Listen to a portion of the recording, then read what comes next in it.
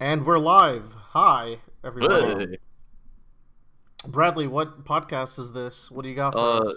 this is the Doofcast. Is that a thing? That's the podcast I listen to. Right, They're on right. iTunes, Google Play, and YouTube. They do the Well, same thing we do, except probably a little more structured. well, you could go listen to that better podcast, or you could stay here and listen to the Roundabout cast That's The us. best with podcast. with your It's not host the better podcast. Willer, I'm and And Joe. Simi co-assistant host Bradley. yeah, I mean, you're all co-assistants. Am Um, I? I feel like I'm just a leech. Big You Leech leech. Joe. Joe, Take you that, you bring leech. the interesting conversations that fuel us. They're very important, Joe. Don't let anyone tell you otherwise. Okay, man. Um, so we haven't recorded in a little bit, but today could go pretty fast or pretty slow. We'll see. We got a lot to talk about. Yeah, there's One of nobody which to know. is E3. Oh which man, we're gonna cover all of E3 real quick. everything. Go through the conferences and only pick out some stuff that's interesting. But if we're gonna talk about E3, we should probably bump it up a little bit before E3, where there was a Pokemon Direct that's worth mentioning. Spoiler free. Here's the thing about this friend Very group: nice. we can't talk about Pokemon because Bradley is insane and he's trying not to get spoiled by anything in Sun and Moon, so he does not watch Yes. any of the No, trailers. no, not Sun and Moon. Sword and Shield. Shit, yeah. Also, Sun and Moon. Ha ha Okay. ha. The point No, is, yeah, he is trying to go in completely cold, which is Yeah. admirable. It was very fun to do for Sun and Moon, and I got a real fun experience seeing almost all the Pokemon for the first time in game. And I liked it enough that I figured it'd be worth suffering again for Sword and Shield. So we've drip fed him with some information like the release date. Yeah, like we some information that's just kind of The latest crucial. scandals. We showed him a waifu that he really likes called Nessa. So there's Oh man, that. you know what? I'm noticing on this E3 recap page that they used Nessa for the Pokemon Sword and Shield image. They fucking know what's up. Okay, good thing They it know wasn't a what's up. Pokemon because they Yeah. got. Good So- thing it's not Wooloo. I just want to say Wooloo's the best Pokemon. I'm really excited about Sword and Shield. There's those bad news about the decks, but the thing is, I restart every Pokemon game I play and I Nuzlocke them, which is a challenge run. So I'm still gonna have a really good time, but I do hope this game like gets hurt in sales a little bit, so that Game Freak has to wake up and put all the Pokemon back in, because that's the thing with this one. It's allegedly not going to have a lot of Pokemon. Big controversies. Big controversies. Still looking forward to it. Joe, your thoughts? I mean, I'm in the same boat as you. I don't do Nuzlocks, but I kind of just play the games, the standalone games. I Yeah. very rarely. I don't think I ever have like transferred Pokemon over, so it's not really that big of a deal. I can see why it's a big deal for a lot of people, and I can understand why they would skip out on the game. And I think they're totally justified in doing so Mm-hmm. until that problem gets fixed. Like, oh yeah, you play Pokemon to collect all the Pokemon. I totally get that. But for me, I play them as like a soft Nuzlocke where I just reset the game and I just play the game as much as I can. You and play them just- as an RPG. It's like a new installment of Yeah. Final Fantasy. You're not bringing in Cloud into Final Fantasy VIII, you know? Yeah, and like I like seeing Pokemon I've seen before. It's just I don't it's just because as a child I just kind of was irresponsible with my games. Slash I would always just hit new game whenever I wanted to play Pokemon again. So I never like Oh, you're got really terrible. attached to my Pokemon. Oh, that's Um, bad. I have a story where I literally beat the whole game and then forgot to save and turned off the game. That's Like I literally started Gym 2, got all the way up to the Elite Four and beat them, and then turned off the game and was like, I forgot to save. okay. This is Oh. gonna take up a little bit of time, but can Yeah. I share my old Pokemon stories? Back when I first moved to the United States as a Brazilian immigrant, and I didn't know English, and Pokemon Blue was my first game, and ever I think that I owned, and I couldn't figure out what to do after I got to the second gym because I didn't know what cut meant, and I had to like cut trees. That shit was hard. I had to stumble around and play this game I couldn't understand. And then eventually I could understand it, and my fucking brother turned it off as I was fighting Gary in the Elite Four. What a dig. It was an accident, but I was Yeah, I'm very sure. crushed. I've never been the same. Yeah. Okay. Before that, even there was also Death Stranding, which, just to say something about it real quick, it's probably my most looked forward to game of this year. I'm really looking forward to Death Stranding. I'm glad with all these samey games coming out. I'm glad Kojima's doing something weird. Yeah, it's a lot different than post-apocalypse squad shooter Oh my Yeah. god. 50. Oh, we're gonna talk about Ubisoft, I but uh I I mean I'll look forward to see what Death Stranding is. I also know that Kojima makes these really weird stuff, so I'm interested to see what the game is. I might pick it up later, but like right now, until like I have a firm grasp of what it is, I have no hype for it. That's the thing is, Yeah, I haven't been following it super hard, but I've watched like trailers and stuff, and like I have no idea what's going on. But I feel like a lot of the people who are grabbing every little detail are also kind of like, I don't know what's going on, but it looks cool. So I feel there's like that's part of a the fun for the marketing is that you have to try to piece together what the gameplay and what it's about is and because yeah, people if have they're been. obviously playing a game. It's just like you don't know what it's all theirs. So I think part of the marketing fun is it's almost a mystery to what the game is. And I feel like it's working because I've already pieced together some parts of the plot. And I Yeah. mean, Kojima has written the best video game plot of all time with Metal Gear Solid 2 and 3. So I'll take whatever shit he's feeding me. yeah, it Um, seems like he thrives on this kind of thing he's doing with Death Stranding and that he did with PT, where it's just like just totally messing with people. yeah, Kojima is like one of those natural geniuses that gets the medium. yeah, yeah. I feel where it's like he does this perfect blend of like, oh, I can make a really good game, but I can also make this basically a movie, and knowing he get mad at me about it because both sides are pretty decent. He's a pretty big movie nerd, so that makes sense. Yeah. Okay, let's move into the first conference, which was Xbox. Um, The first actual, as we're just gonna skip over all of Stadia.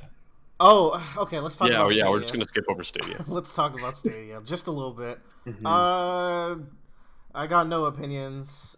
It's So 120 per year, which you could buy a console every 3 years. Like you could buy yeah, consoles come out in like 7 years. Like it's not for me. I don't think. I'm not feeling it. I Also, don't. like based on the numbers they were putting out, like if your internet provider has any kind of like cap on bandwidth or what you can use in a Right. month, You will hit it for you sure. will hit it. Like Mhm. in College Station, once upon a time there were caps. Yeah, Yeah. yeah. I hit those caps hard All the every fucking month. time. Uh, I w- Anyways, I had to complain to my mother. It's like whoever, just like you need to stop because I'm living in a four-person house with four people, three people, and like yeah. But yeah, but from the Stadia things, there were a few things uh that were that came out interesting. The big one for me was Baldur's Gate 3, which is its previous installment. Baldur's Gate 2 came out 20 years ago. this is a new announcement, right? This is Yes, we cool. haven't seen gameplay, but Baldur's Gate is like an RPG, kind of classical RPG where it's a top down, you manage all of a party kind of deal. Um, it's being made by Larian Studios who did Divinity Original Sin 2.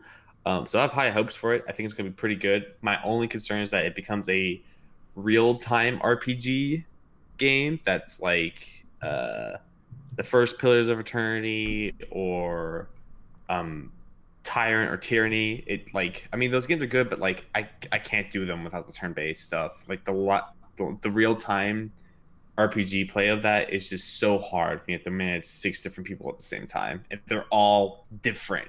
Like when you do them one by one, it's a lot easier and I'm able to think more. But when it's all right, your warrior, your archer, and everyone just moves at the same time, like I can't. It's really difficult. Too Yeah. fast for Joe. Too fast for Joe. The other one is Darksiders Genesis. Um, I think that's kind of a really cool idea for that franchise. I like that the franchise isn't afraid to just do a completely different genre of game. Like the first game was very Legend of Zelda like, where you were going to these different dungeons with different puzzles. Hmm. Uh, the second one was very classic God of War like, where it's very linear and had like a lot of combo techniques to it. I haven't played Darksiders 3 yet, but Darksiders 3 is very Dark Souls like, That's where what I it's hear. Yeah. And people can get really upset with that. And like at the same time, it's like I can see why you don't like that, but I'm also kind of happy that this franchise is willing to just do something completely different for each of these main characters that they have. That is cool. hmm So Uh, yeah, I'll see how that turns out. I'm looking forward to that's like the little franchise that could to me. Like it has such a niche following, and I love the setting for it, but like not a lot of people play those games.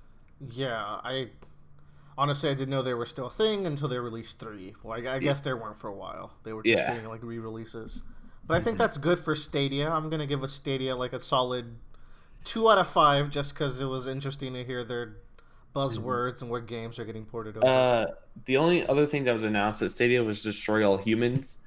Um, so far from what I've seen of the gameplay of this remake, I'm extremely disappointed in it.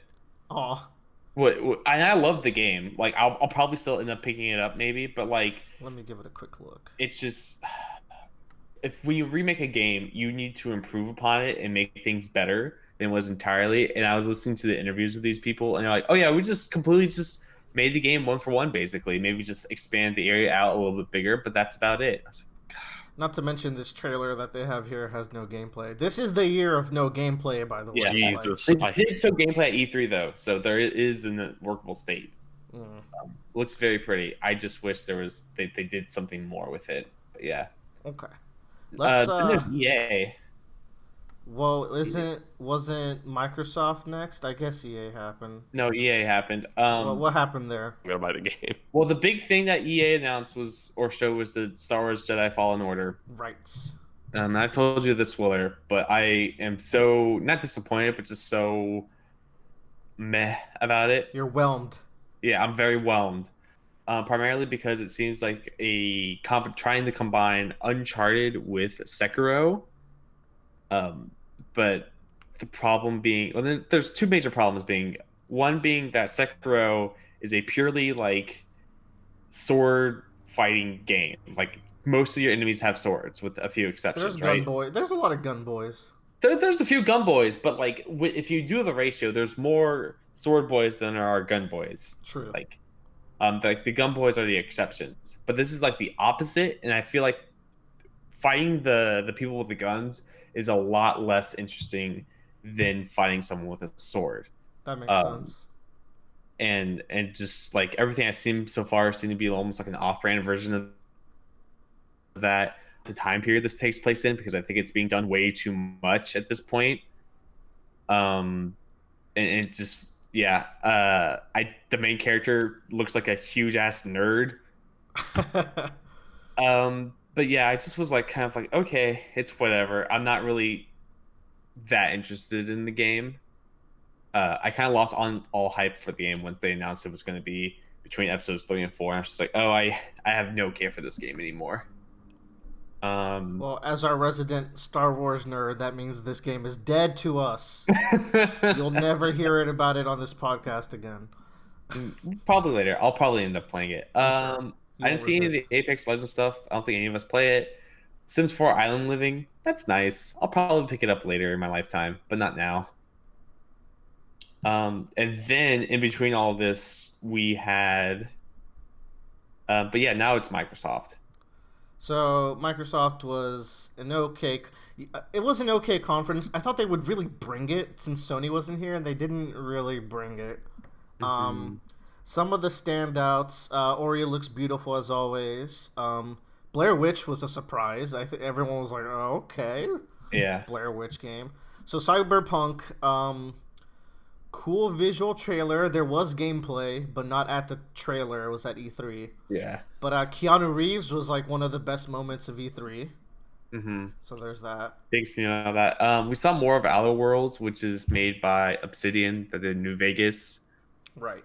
I'm excited for the game. I think right now it looks really clunky in its animations, which I'm like, ugh. But like I think the gameplay and the story and the RPG aspects of it will more than likely make up for those. Because I mean, animation name faults. one thing clunkier than Fallout 3 and New Vegas. Like they're such clunky Yeah, games. yeah. So that doesn't really bother me. It's just like we live in a time New Vegas came out when I was like a sophomore or freshman in high school, so you'd think they'd get to a point where it could look a little bit better. Mm-hmm. Minecraft Dungeons, though, Yeah, I don't care. whatever. Yeah, Bleeding Edge. I think I'm the only person that watched E3 that was excited about this I think so because too. everyone Yeah. sees this game and they're like, "Oh, Overwatch clone." I'm like, "Are you guys fucking blind? It's not Overwatch clone. That's like calling like Street Fighter a Tekken clone, which that's not true. Yeah. This is a melee focused team game, so it's more like an Anarchy Reigns, and the combat is made by Ninja Theory. Like the game is made by Ninja Theory, Mhm. and And they I think made that'll the be a good niche because there's not like all these team-based things are usually shooters, shooters. Yeah. and Yeah. I'm The not thing is, interested for in me, that. sorry, is that like I'm just tired of multiplayer games. Like competitive multiplayer games are like person versus person. I'm kind of just done and over with it a lot of the times. See, I'm done and over with team games, but if it's a team melee game, that's really rare. I think I'm gonna look Yeah. into playing this. Yeah. Um, Legend of Right was the I was- Phoenix Wright game of this conference. Unfortunately, that's the closest I could get. We'll talk about it later, but it looks neat. I thought it looked cool. I really like the idea of it. Mm-hmm. Battletoads. Yep. Whatever. We don't have to mention all these games that are not Flight interesting. Simulator looked beautiful though. And I really, actually, honestly, I looked at Flight Simulator. I was like, why is this cool? It shouldn't be, but it was. Yeah. Psychonauts 2. People are excited about that. I never played Psychonauts. I'm excited for Psychonauts 2. I need to play Psychonauts 1, but like I like those like action platformer kind of games like Ratchet True. and Clank. Yeah, man. I do like me some Ratchet and Clank, but Yeah. Lego Star Wars Saga, Skywalker Saga. Very excited for. Bradley, don't you like those games as well? The Star Wars. Is Lego that Star Wars? Yeah, I think they're great. I love them. Right. All 9 of them are coming to the Switch, so Oh, well, that'll be great. Oh man, they're coming to the Switch. Oh, that's even better. I think it was Switch, right? I mean, whatever. I don't remember. Yeah, Switch is right there. Nice. Dragon Ball Z Kakarot. I have zero interest in this. Same. Yeah, like I'm probably the most interested out of all of us, but Dragon most I love some Dragon Ball Z games. Most of them are actually not that good. I think this one's interesting because I've always kind of wanted this open world-ish Dragon Ball universe game, but yeah, I mean, I just need to see more of the combat. If the combat's fun, it'll be a fun game I've for seen me. the combat. It's a worse Ninja Storm. Like Yeah, so it I'm is not. like a pared down Xeno Yeah. blade Xenoverse. Xenoverse. Yeah, Xenoverse. so- There you go. I'm not entirely sold, but I have interest, I guess. For me, it's like, how many fucking times do I have to play through the Frieza saga? Like, I don't care anymore. Frieza. The thing is too is that Dragon Ball Z is such a. The problem with Dragon Ball Z is that it's a very surface level world. Yeah, the world is so uninteresting. Yeah. Oh man, Um, that's true. Like, you're gonna run into these little capsule buildings. You're gonna run into all these hills that they go and fight, and See, like there's a iconic dinosaur. Dragon Ball settings like wasteland and grassland. See, like if you look at One Piece, Sin City. if you look at One Piece for example, like there's so much you could fit into One Piece because it's built itself enough that you know that there's just a limitless possibility. Well, the of world's things out actually there. interesting. So. Even Yeah. the mundane places in One Piece are tremendously interesting. Like Reverse Mountain, for Yeah. example. It's just a mountain, but it has like a cool geography to it, so it becomes We'll more come to than a that mountain. later. We'll get to that. Gears 5 was fucking weird, man. Oh god, that was a slog. What was with that thing where they went inside of a tunnel to zoom into a screen to show the multiplayer footage? That was the dumbest. That was weird. The one thing from Gears 5 that I really liked was they introduced a new multiplayer mode that was like an objective escape game kind of thing. Which I thought was a super sweet idea. It was a cooperative, like you have to run away from this horde and you have to like complete objectives as you escape this like tunnel system kind of. I'm like, that's a cool idea. Yeah, I really want more variants of these firefight horde type gameplays. that you have an ultimate objective at the end of your gameplay kind of deal that you can play with friends. I just thought that idea was cool. I'm still not going to get the game, but I thought that was a neat little game mode they were teasing. I suppose. Forza 4 Lego. That was a good moment of this. Holy shit, E3. that was so cool. When they brought out the car, everyone rolled their eyes because they're like, "We're still doing this." And then it was a Lego car, and it was all fun and games. Yeah, it made me interested in maybe buying a racing game, which is a colossal achievement. So Forza looks beautiful, and There is one racing game I've played and I liked, and it was Forza. I just don't buy them because they're Xbox exclusives. Though I guess I could go with PC now. Gears Pop deserves those words to be said, and then we can move on. Phantasy Star Online 2 is a game that's been... People have been waiting for this to come out in the West for so long, so that's a cool announcement. I don't know anything about it. I just know it's like a huge RPG over in Japan. Yeah, it's big MMO, actually. I just know it as the MMO that was on GameCube. Yes. Tales of Arise is a new Tales game. I've never played the Tales series, so I downloaded one on the Switch. I'm having a good time so far. I want to play a Tales game. It's just I know they're long. I know that JRPGs. I know I want to get invested in one.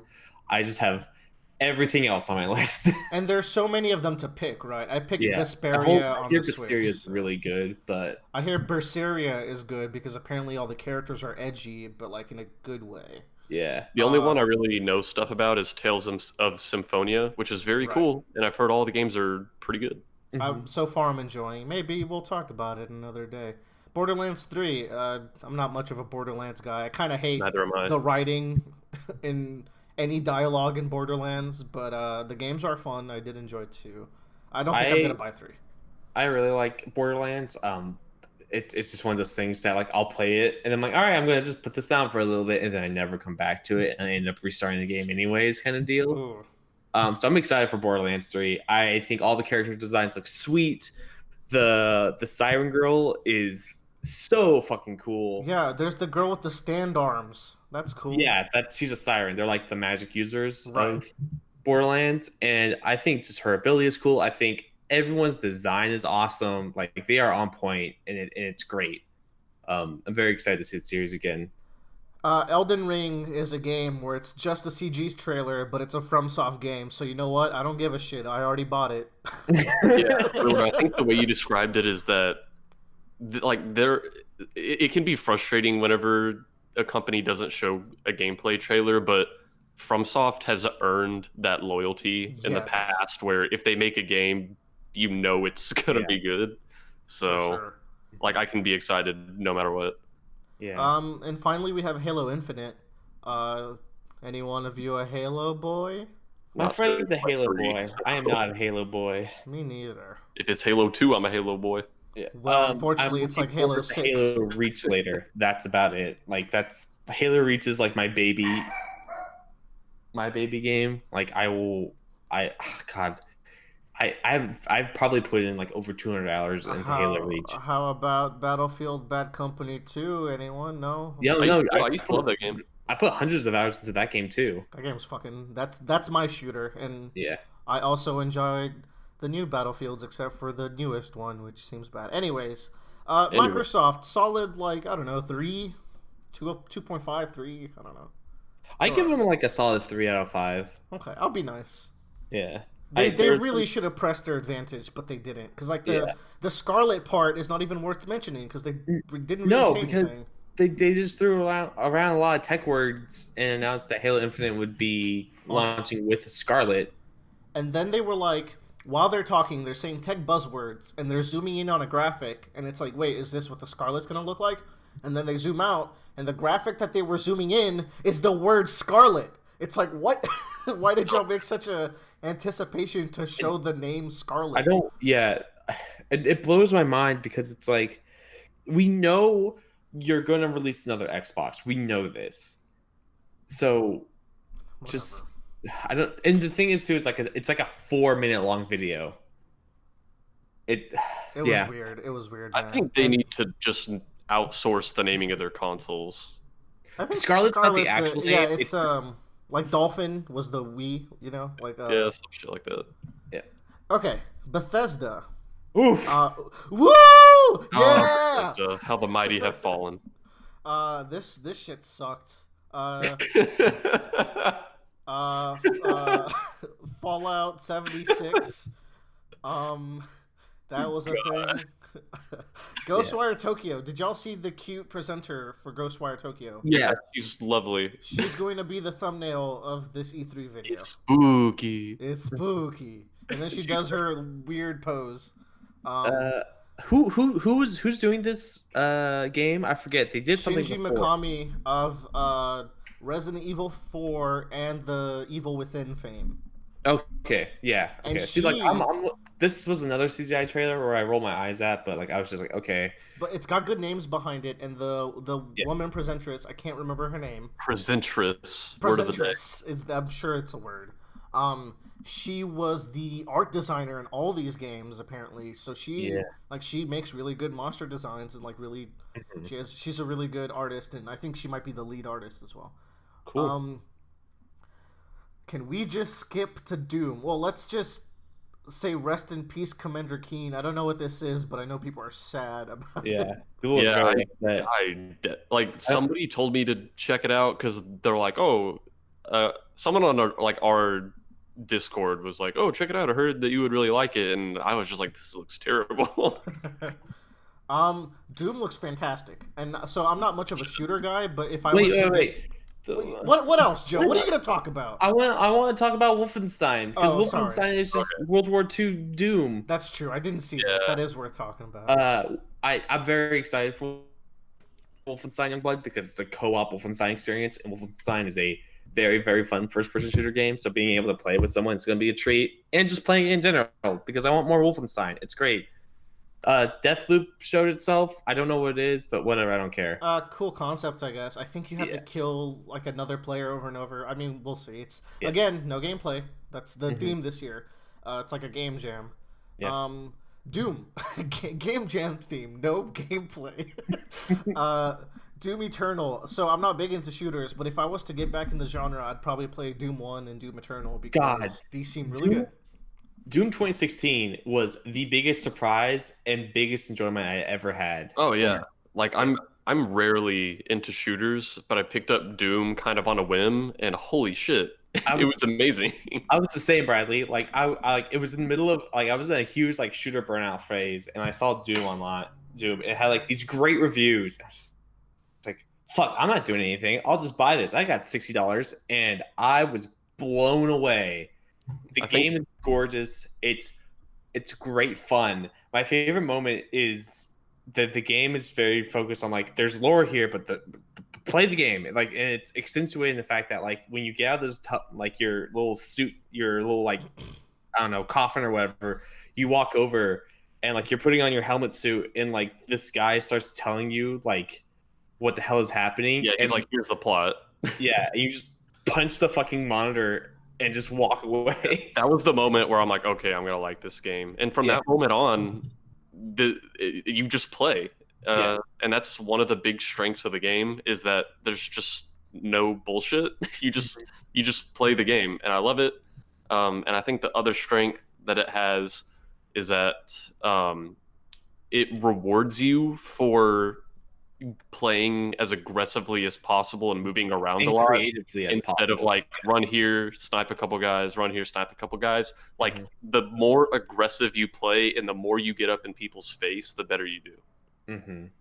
Seems fun. I might pick it up on sale. I'm just excited for it. I like. Looks like more of the same, which is perfect. Yeah. This is a case where if you just make the same game again, you're doing it right. Throw in like 4 or 5 additional enemies if you want. Grapple hook, a couple of angels. Looks really cool, man. The multiplayer mode, I thought was cool. I'd like more creative multiplayer modes like that, where it's a 2v1, where like one person's Doom guy and the other people are monsters. That's actually really cool. Yeah, cool. Man, I think I'm gonna get this guy. I'm tired of these hyper competitive 5v5. We're gonna make Doom the premier esports game. Man. God, I remember everyone thought Doom was gonna be terrible because they released the beta for the multiplayer, and it was like, this is garbage. And so, Gardo. yeah, Okay. Bethesda 1.5, 1 out of 5. All of it gets those a points are 2 Doom. just because of Doom, and that's it. I used to be so excited for Bethesda You know presentations, what? and now I 1.5 because of Spooky. spook. Okay, Devolver Digital kept their lore going. Hey, they I'm Yeah, got not gonna lie, I'm kind of done with their gimmick, but I just kind of want to see the games. At least it doesn't take a long time. Yeah. they were better on showing what the games were this time around. I remember the first one, it just happened. You're like, what the hell did I just watch? So we got Fall Guys, which is a really fun take on Hmm. Battle Royale. I'm very excited for Fall Guys. It's coming out for PlayStation 4 and Windows. Hell yeah. That's gonna be a fun time. I can see like people streaming that, and I think I would just play it just a I few can times. see a But fun drunken night with Fall Guys involved. Yeah, it yeah, could be fun. Devolver Bootleg, just the one thing I want to mention this is it came out at a 1% discount. Very cool. Yeah, I thought that was just, you know, it's not serious, obviously, but I think it was just kind of fun that it's a So thing. the only cool thing in this conference, really, for me, aside from Fall Guys, was Carrion. This looks really cool. It's a reverse horror game. I don't think I saw this. Just watch the trailer real quick and look at the graphics and the visual style. What was it called? Carrion. Okay. You Oh, this control this thing- weird like blob thing. Oh, I have seen this. Holy shit. It's Yeah. very interesting. Very Devolver. I'm all for. I thought that game looked sweet. I probably won't pick it up, but I thought it was just a sweet concept. Yeah, this is Super Bradley. I'm going to get it. Super Bradley. Super Bradley. Aside from that, we can move on. That conference gets what's the woman's name who does the presentation out of 5? I give There it you a go. solid 3.5 out of 5. What conference is on this next page? We're using a website to keep track of this. I don't think this is a conference. We're gonna skip this page. These are all just a bunch of things. Yeah, Persona 5 Royal. We'll talk about Final Oh, Fantasy 7 later. actually, hold on. This seemed to be Oculus, but none of us really play Oculus. The light blue one, that's the PC gaming show. Which none of these Mosaic looked The interesting. Starman. Oh, Starmancer looks rad. That's the Space Station 13 game, Bradley. But Yeah. good looking. I've been excited for that game for a very long time. Looks cool. I'm excited for this. I hope it has content unlike Pathway. Yeah. Yeah. I'm excited for Evil Geniuses too, because I don't know anything about this series that apparently exists, but I like these kind of base building games, and just having it be that theme I think is kind of fun. So I'm just excited to see it, and hopefully I'll pick it up later. Shenmue 3 looks like a expensive fuck up. But then Which again, one? Shenmue 3. Oh But yeah. then again, that's kind of the series MO, isn't it? Yeah, I guess Mhm. so. Planet Zoo I'm also excited for, because I have Planet Coaster, and they make a pretty good park game. I will say that looks like just about the best zoo game possible. Like it looked really cool. What a competitive genre, the zoo game. Hey, they're out there. You're right, they are out They're there. coming to get you. Valfaris looks like a Bradley game where it's Doom meets Metroid. Ooh, Yeah, that looked really cool. I didn't see this when it came out. Give it a quick lookie. Yeah, I must have just like walked away. For a hot Terraria is second. a thing. I know Bradley is a fan.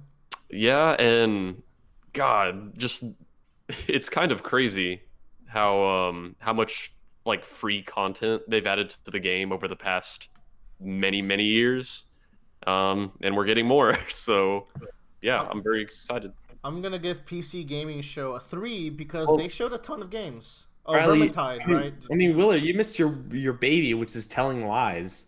What? The one that's Oh from her shit! story?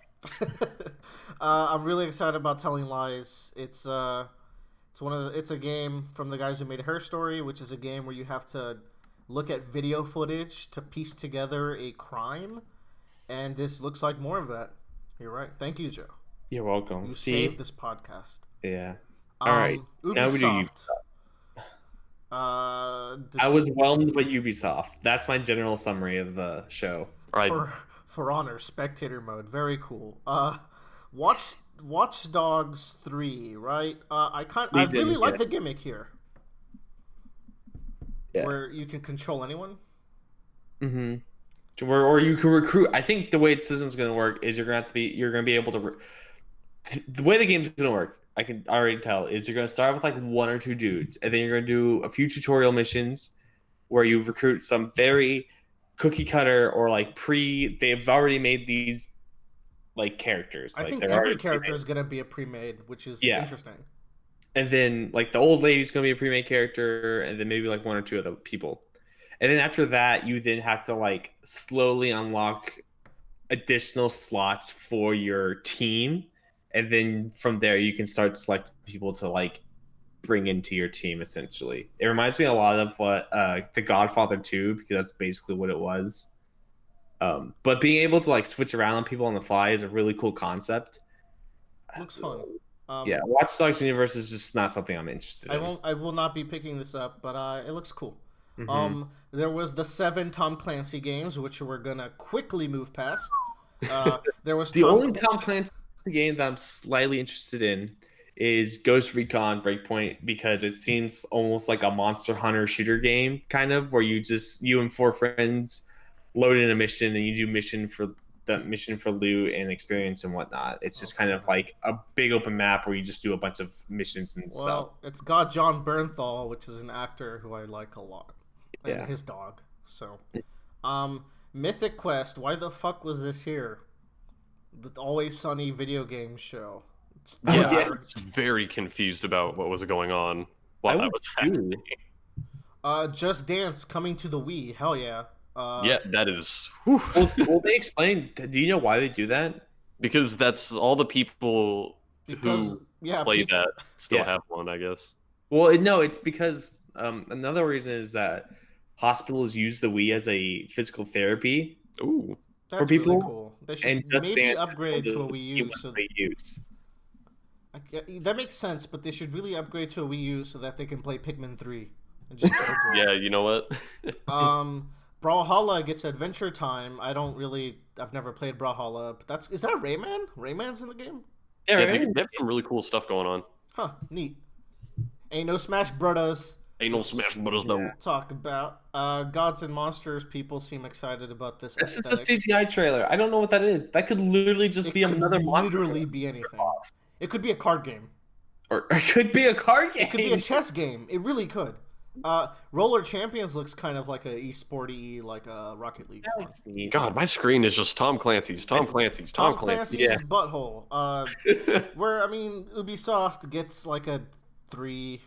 No, that's too nice. Too many shooty Tom Clancy's. The thing is, it's a 2. Some of their announcements for Rainbow Six, and Rainbow Six already is a really good game. I feel like I could get into Rainbow Six, so I'll go with that. Yeah, so it's like I can't really fault them for announcing stuff for a game that has essentially helped make the company super profitable now. I don't know what this next conference is, but I'm willing to skip it. But I'm willing. I think these were just some more things that were revealed at E3. Yeah, nothing is. Oh, Skatebird. Hmm? Skatebird. Skatebird. Page 2, bottom. Skatebird. Skatebird. It's a bird that skates. It's Skate 4, but with birds. It's cute. It's worth a. So finally, anyways, fucking Square Enix. Let's go. Yeah. Oh man, what a conference! So Final Fantasy VII. Let's just get to brass tacks. This looks incredible to me. Okay, so I watched the Square Enix one late, so I missed. Like I fell asleep beforehand. Yeah, you did. So I missed all of the Final Fantasy VII stuff, and so I only saw like what they showed at the very end, which is just that like trailer clip of the gameplay, and I thought that's what you were talking about, Willer. I was like, oh, okay, and then I watched the actual gameplay later. I was like, fuck, this looks great. They made such a cool system. Like I like RPGs and I like action RPGs, and they perfectly blended them. Yeah, with the Final Fantasy VII remake, they announced it, quite a while ago, but I never really followed the news because I just assumed it would be Final Fantasy VII just with better graphics. And it was a few months ago that Willer and Joe were like, Bradley, no, like it's totally different. And so I looked at the gameplay And I was like, holy shit. So ever since then, I'm like, oh my God, Final Fantasy VII Remake. I need it now. So So I'm not as excited as Willer is for this game. I'll definitely pick up this game, but it's gonna be like a casual, like, oh, it's out, I'm gonna get it now kind of deal. I'm gonna I eat don't this think shit I'm gonna up. be as stoked for it as you are. Um, I learned more about the combat through Maximilian dude went on Maximilian Pegasus. yeah, he went on not him. He went on a lot of like demos and like he did the entire bombing run in a demo, which he doesn't have footage for because he wasn't allowed. But um, this game looks incredible. So like you can go into stances with your character, which gives you different like swings and attacks. When you build it up, you get to do your spells and you get to do your skills and your limit breaks in slow down time. Mm-hmm. The fucking models, every single character looks so beautiful. Yeah. Aerith and Tifa look just jaw dropping, and Sephiroth's looking pretty sexy too. Know what I mean? He always with is. with his snake eyes. Yeah, I've recently finished Final Fantasy VII for the first time. I'm gonna talk about it probably next episode for timing constraints. But there are some scenes that I'm really dying to see because I kind of fell in love with the story of this game. But I guess that's enough for Final Fantasy VII. My most look forward to game of I hope 2020. Final Fantasy VII like not revitalizes, but like takes like the action RPG, JRPG genre and flips it on its head for the better. I Forever. hope Final Fantasy 16 is like pretty much this exact gameplay with like some structural difference around the gameplay. Like different ways you learn skills or different ways you do parties, but like But like keep we don't know this. what the whole game is yet, but like from what I can see, I hope this changes this genre for the better. Again. So it does it again. twice Yeah. in a 20-year break. Bradley's baby, Final Fantasy Crystal Chronicles. Well, hold Yeah, on. oh my Life is God. Strange was after Final Fantasy VII, and it was sent off to die because after the incredible hype of FF7, you give this like little YouTubers react to Life is Strange clips, and it was just awkward. Yeah, it's hard to follow up Final Fantasy VII. But yes, Crystal Chronicles, Bradley. Not a ton to say here. Well, I mean, I could say a ton, but I won't. But Not yet. it's one of the best co-op multiplayer games ever made, and it's coming to Switch. And as soon as it was announced, I already got like 2 teams of 4 people I'm gonna play it with when it comes out. Very excited. Bradley, will you carry us and special guest Tyler through this game? I certainly will. Thank you. That comes out for the Switch, right? Yes. Yeah, it's a Switch game. That's totally a good Switch game. Uh, Octopath Traveler game released for Windows. for PC. Those- yeah. Yeah. We can. That's I happening. mean, the next big thing worth mentioning is Battalion 1944, looking like the most generic shooter of all time. Yeah, I think they're purposefully making it the most COD game possible. I heard a lot of people say that this looks so. There was kind of the golden age of Call of Duty, I think, and some of the newer ones have been fun, but it definitely had its time. And I heard that a lot of Call of Duty fans have been a little dissatisfied with some of the multiplayer elements in the newer ones, and it looks like this one is kind of harkening back Back to basics. that kind of the age that people liked best and has those features. That's going completely on what other people have said because I know nothing about online shooters. No, it definitely looks like that. Yeah. So yeah, I don't know. There's a bunch of quality looking JRPGs. Among them is Dragon Quest XI, which I'm super picking up for the Switch. I'm It looks really so excited. cool. Yeah, Um, man. I think I'm gonna pick it up as well. I've never been a Every Dragon Quest boy, but it's one of the most successful RPG franchises on Earth, and yeah, if there's ever a moment for me to jump into the series, this would probably be it. I feel like it's a series that deserves some representation, huh? Like that'd be pretty cool. Oh yeah. So every like YouTuber that I follow that has played this game, they say it's like the best JRPG they've played maybe ever in many years. Like this shit is getting buzz from a lot of people. So Featuring Trunks from Dragon Ball Z. hell yeah. Someone's gonna hurt me for saying that. It's true. He looks like Trunks. He looks exactly like Trunks. What do you, it's just Trunks. There. Okay, so Final Fantasy 14 is a game me and Joe have been playing. It's getting up there, and well, I say getting up there. It's been up there as far as Like, MMO popularity. It I've has a played million concurrent players as of late. Yeah, I've played WoW. I played the Star Wars Old Republic game, and I like those games, but like, and I kind of felt like I was kind of done with them. Like I just was like, oh, whatever. Especially after like WoW's latest expansion, really disappointing and dropping the ball so hard and made a hole to the center of the earth. Wow, big drop. 14 man, like even the early levels, I'm having a great time, which is a shock because those are like the worst levels to play when you're playing these types of games. Mm-hmm. But I was having a great time just like because right off the bat they introduced you to like here's the concept of like how you have to balance up your rotation, and then they introduce more stuff to you, and it's just more interesting to play. Mind you, I hate MMOs, and I'm having a really fun time with this. Yeah. Just all the Oh, systems. and like it's Willer and I and two other friends that we play it, and we all play DPS classes and we do dungeons together. Oh God. Dungeons. I have a tank now. Yeah. So. But it's so great. It's so much fun, and I'm having such a blast. Anyways, this trailer was apparently really massive story spoilers. Like, yeah, apparently that's why I avoided seeing it. Actually, yeah, apparently it's like if a Star Wars trailer had Luke, I am your father in the trailer, like it's at that level. Mm-hmm. So this prompted me to start paying attention to the story. So we'll see how that goes. Saga Scarlet Grace is supposed to be a really good game. That's all I know about it. I think there's also Dying Light 2. I hear people like this game or like the previous game. I'm not big into zombie games like this anymore. So yeah, me neither. Uh, War of the Visions Final Fantasy. It's a mobile game, and it looks like it's Final Fantasy Tactics. So I think I'm gonna play this. Oh, Final Fantasy Tactics. Those three words in that order is enough to get me excited about anything. So really rustles your jimmies. I love it. Oninaki is made by the people that made Setsuna, which is apparently the most whelming RPG that everyone bought on the Switch because they were hungry for games. Yeah, like visually, I thought it looked interesting, but I'm not sold on it.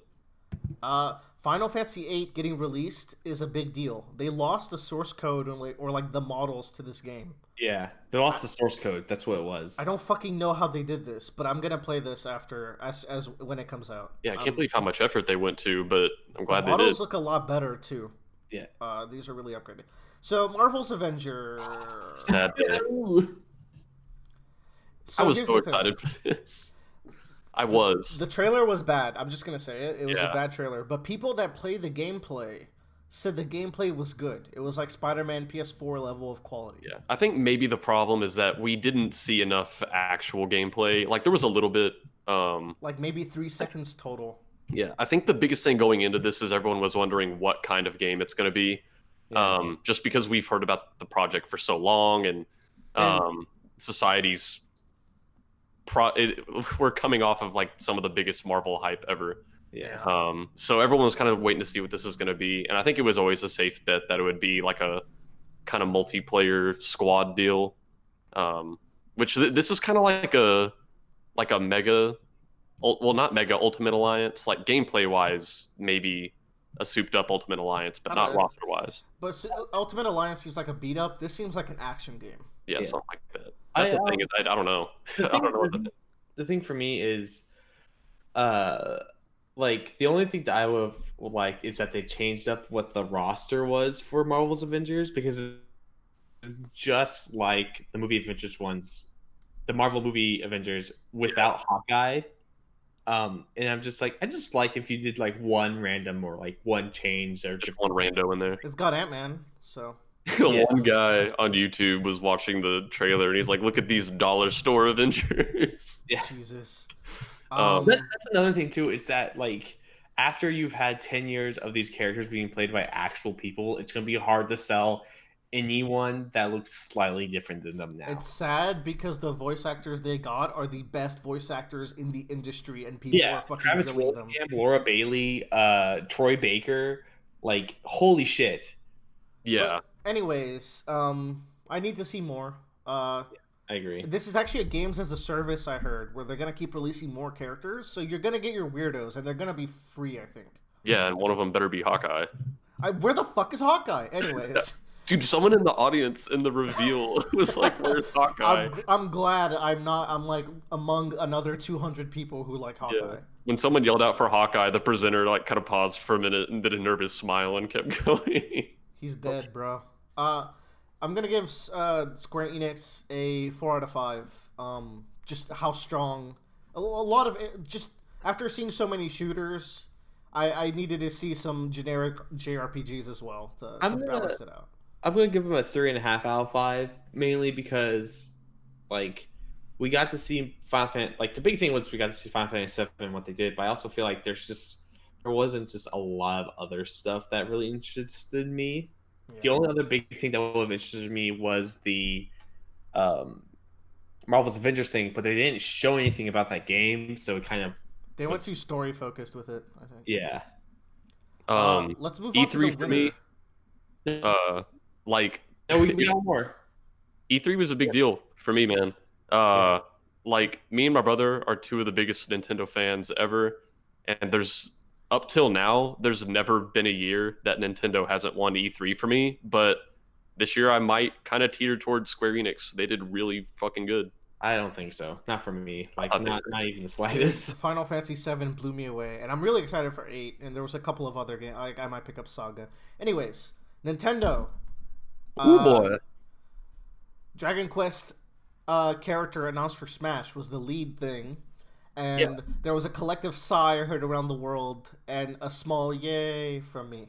Yeah, like there's a lot of people who I saw were like, "Oh, who the hell is this? Oh, we got some unknowns coming to Smash," and I'm like, I don't think these people realize that, like outside of America and even in America, this is like one of the biggest RPG franchises of all time. There's a side quest in Yakuza 0, kind of a tangent, Yeah. where a little boy gets his Dragon Quest 3 copy stolen, and then you chase down who stole it, and someone stole it from that person, and you chase down that person, and someone stole it from that person, and that person is the dad of the little boy who stole it for his little boy. Dragon Quest is a big deal. Yeah, Anyways, like I think a big point here is that in the past they've brought characters to Smash Bros. Kind of to appease one region. Like Ridley. A lot of people called Ridley Captain America because it was mostly just American fans who wanted him. I remember when Bayonetta was announced, it was mostly because of the Europe. like EU ballot, and there were a lot of people in America who were like, "Who the hell's Bayonetta?" at the time. And I think Dragon Quest might be for the Japan fans who are like, "Holy shit, why do we not have Dragon Quest?" I'm excited. So, I think so. Let me take us back to one of the first episodes of the Roundabout cast where we had Smash 3.0 news. Oh yeah. I predicted a certain character to show up, and he did. But I think we also predicted Dragon Quest in that. I'd have to go watch, but I definitely got the other character announced. Yeah, But there's no anyways, way I remember. Guys, we're prophets. yes, we are. Which means next is Phoenix Wright. Cough, cough. Cough, Please, God. So about the Dragon Quest character, at first I was like, he looks kind of generic swordsman, but I'm happy he's here. Then they showed his RPG menu and his 4 other alternate skins. Yeah. And I was super in. That is really cool. Yeah, I'm more interested I after seeing really that. need to see what that RPG menu does because I don't know how it's going to work, but I'm super excited. Dude, to see I how it think each skin has unique spells because as they were scrolling through the spells, unique ones were mapped to different skins. So like one skin had Kamikaze, but the menu we saw didn't have that, and like the steel one. Yeah. And it So- was interesting the way they did it because when his title card came up, they said the hero, and a lot of people were like, "Oh, this is bullshit. He's called the Luminaire." But then we get the reveal that, oh no, like we get past Dragon Quest We Heroes. get 3, also. 5, and 8, Yeah. as well as 11. Anyways, I'm excited for this guy. I can't wait till a tournament ends with a Kamikaze. That's really hype. I hope he does that thing Trunks does against Frieza where he moves his hands really fast You and mean- then Burning attack. goes. All right, next up is Luigi's what Mansion me and 3. Bradley are hoping for. Yeah, Luigi's Mansion 3. So excited. Yeah, I'll speed by it a little bit. I am excited for it. I love Luigi's Mansion, the first one. The second one I didn't particularly like, mostly because, instead of one big mansion, you go to kind of a bunch of smaller settings. And what sold the first game for me was the mansion itself, how like interconnected it is. It's like, It was oh, you fall through this hole and you go to this room that you saw but couldn't get into, and then you find the key to this place you saw at the You beginning like of the the game. it was a Right. Resident Evil game, but with Yeah. Luigi. So I didn't like the second game for mostly the reason that it didn't have that. The setting in Luigi's Mansion 3 looks awesome. This haunted hotel, the environments look really cool. And we're adding kind of some new gameplay elements like this slam that Luigi does, which looks very satisfying Bradley to me. loves the slam. He keeps talking about it every day. I do. So I just want to slam Luigi's Mansion 3. Yeah, Hell yeah. I saw like I liked Luigi's Mansion 1. I never played Luigi's Mansion 2. But I was excited for 3 because I was hoping for just more Luigi's Mansion. And like, man, I just everything I loved about it. I'm like, I was a tourism major in college. I'm still like big on like tourism stuff, and like just having it be a hotel, such a made me like jump up and down because I think that's a great setting, and like every environment's super different, and it's great looking. The one thing that like might be a negative is, but I don't think it'll be a problem, will be the ghost designs. Tyler pointed out that they all look the same, but I think that's just because it's an early part of the game. I thought they had more personality than the other Yeah. ghosts in any of the other games. But I'm so stoked for it. Yeah. I think Luigi's Mansion is great. I wish we got more of it, but yeah. When it was announced, I was worried about what the game would be, but now that we've seen it, I think most of my worries are Yeah. kind of gone. Did they do a release date for this game? 2019. Guigi is now part of your dictionary. right. So Yeah. Oh, it's also multiplayer too. right. You can expect Guigi in the next Mario Kart. Oh hell yeah! With a You goo already kart? know. Hell yeah. Legend of Zelda: Link's Awakening. Okay. Bradley's at the baby. Love it. Day one. Gonna get it. Gonna play it. Gonna love it. I'll probably actually miss it just because of I just don't feel like it. Miss me with that shit. Okay, I'm gonna say the controversial thing I've been saying to y'all. I'm gonna air it. That way, you guys can be the podcast favorites, and I'll be the villain. Yeah. I think this art style is too cutesy for a game that could have a cooler art style, such as Link's Awakening, where it's like a dream, and there's kind of this tone of everyone's gonna die after you awaken the windfish. I feel like if this was like a remake of Spirit Tracks and it was toy based, toy trains, I'd be like, hell yeah. Toy aesthetic for this, seems way too random. I would have preferred, like, if they wanted to do a weird aesthetic, I would have preferred like a weird watercolor where like the world kind of blends and moves around you to sell the dream aspect. But that's all This I has got. been the Roundabout Cast. You can find us on iTunes, Google Play, YouTube. I mean, everyone's turning us off now. So Yeah, bite us. Trials of Mana. Okay, this is Well, hold on. I think the aesthetic is okay. I love It's not appealing to me just because it's not appealing to me. But I can get why they chose it because it's supposed to be like a dream, so it's supposed to be kind of like a more whimsical take. I think that's what they want, even though you're right, Willer, it has this dark ending to it. But even that, there's other whimsical takes than toy. I kind of like my Spirit Tracks toy idea. Now that I said it, that'd be rad. I don't because I like that series of games, but So it would ruin it with the toy. Anyways, we don't want to get into this because people will hate me. It's fine. Let's move on. Trials of Mana is actually a remake of the Secret of Mana game that never came out in the West called Seiken Densetsu. Y'all can crucify me for that one. And it's getting a full remake, which is really cool. And also, Seiken Densetsu is also being localized in the Collection of Mana, which has the 3 Secret of Mana games. Never played any of these, but this must be really fun news, and maybe I'll check them out. I have no comment. You got the Witcher 3 240p edition. I've heard the games are amazing, but holy shit, that resolution. yeah, I would if you're gonna play Witcher 3, don't play on the Switch. Please. Play it on literally anything else. Play it on your own refrigerator.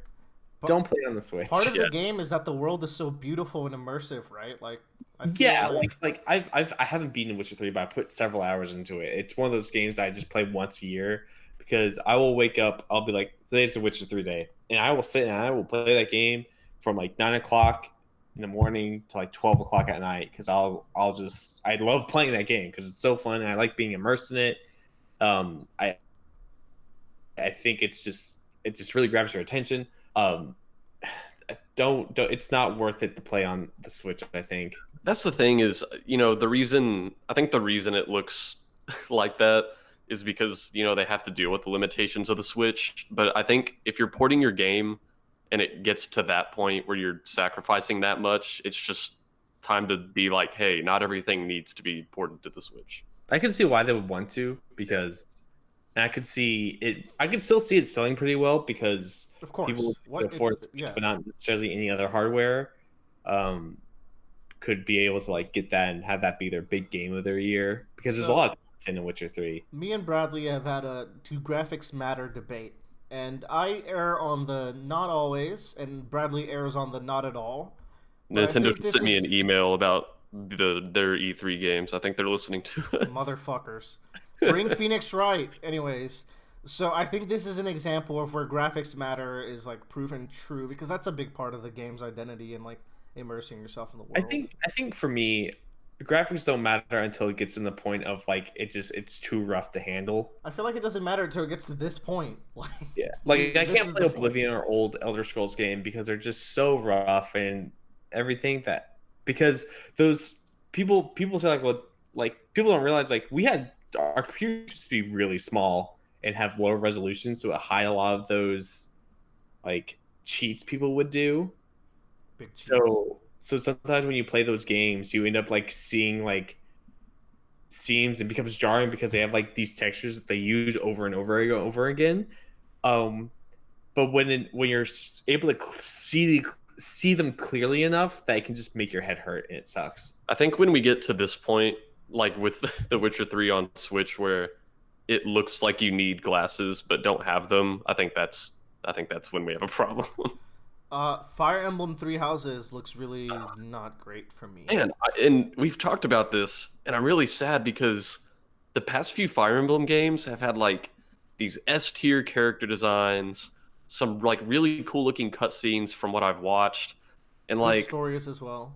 yeah, and like the character designs in this just don't look that great, and even like the UI looks they look like wireframes almost sometimes. We barely see gameplay for this, and it comes out this month, doesn't it? Like in a couple days. And then like some of the environments they're fighting in just look like these barren like GameCube early environments. PS2 era wastelands or something.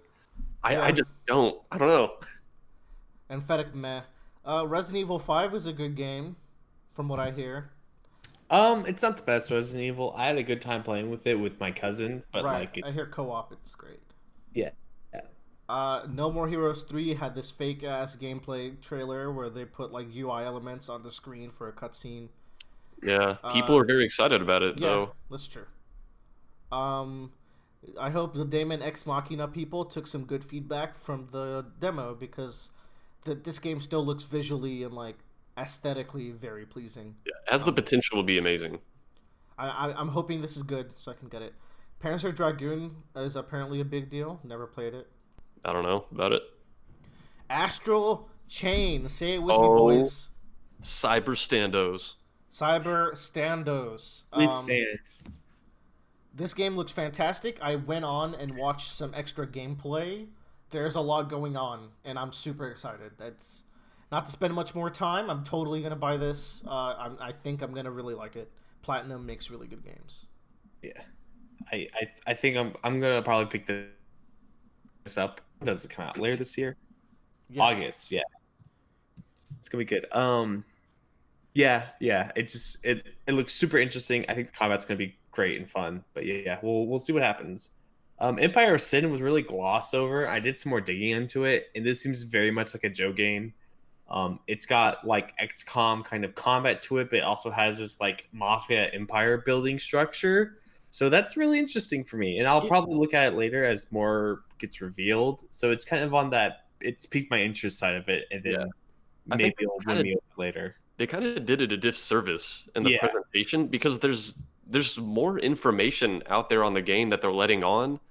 Like in the presentation, they showed a 1 minute trailer with It looked like a phone game. that may And I or was may like, what not is be. garbage? And then I looked it up, and I thought it was a twin stick shooter. Like, and it's not at all. Yeah, they could have showed it off better because there's more there and more cool stuff than what they showed. Yeah. I've watched people's reactions. Everyone deflates at this moment when Empire Sin comes on. Yeah. I'm pretty excited about Marvel Ultimate Alliance 3. Oh, I am too. Oh god, I'm so I excited. hope y'all pick it up because I think we can have a lot of fun. Yeah, I'm ready to be super Luffy. Yeah. Yeah, I am super excited. These games are great. They're very Diablo-esque, but they don't have that like really grindy loot system to it. But they're still just They what's do have great loot. about them is you just have every character has combos with another character in some way. Mhm. So just being able to figure out what those combos are and doing them with your friends and whatever is just super fun. There's like 36 characters. Like I feel like we'll have a good time if we get this. Just, Yeah. it's a great like get drunk, get some pizza, and just sit around on the couch and Hell play. yeah. Yeah. I call Cadence Miss of Marvel. Hyrule. Okay, you can be Miss Marvel if I can be fucking Cap and Gwen. Okay. Okay. No, Okay, that's I'm Tracer. Okay, but what about Necro Dancer? Yeah, I'm Cadence of already Hyrule. there. I beat it last night. Holy shit! It's if you're a Zelda fan, I consider it a must get. Something I've said before when describing it, and I was kind of reaffirmed watching people play it last night. Like I was watching the Vine Sauce stream of it, and he said kind of the boy. same sentiment I had, where pretty soon into the game, you reach the point where you stop thinking of it as an indie game skinned as Zelda and get to where it's just like, no, it's just a Zelda game. This is the new Zelda game. High praise. Holy shit. Like, you have all of your Zelda elements. You have the overworld, the dungeons, the bosses, the puzzles, the side quests, the villages, the secrets in the world, all of the iconic items to find, and you get like the better versions of them. You have the great fairy fountains hidden around. And there's just like a lot of really fan servicey Zelda stuff in there. I really love it. The bosses are the final boss. Holy shit! I thought was extremely creative. Mhm. I think people should pick it up. If you're a Zelda fan, you should get it. I have Crypt of the Necrodancer on my PC. That game is awesome. I that's have fine. that game. I don't play it. I really It's should. I'm very so hard. I don't know if it was hard for you, Bradley, but like Necrodancer on the PC is just so hard. Yeah, and because I never played Necrodancer, and I've heard from people who have played it that this game is much easier than Oh, Necrodancer, but I still got my ass kicked. Yeah, I'll probably pick up Cadence of Hyrule later. It's just I don't have enough time in my rotation schedule to play it, and I feel Yeah. like I'd be giving it a disservice to just pick it up and let it sit there. Mhm. But no, it's definitely on something I want to get later. Yeah, I consider the game a must get, but not like a must get right now. Yeah.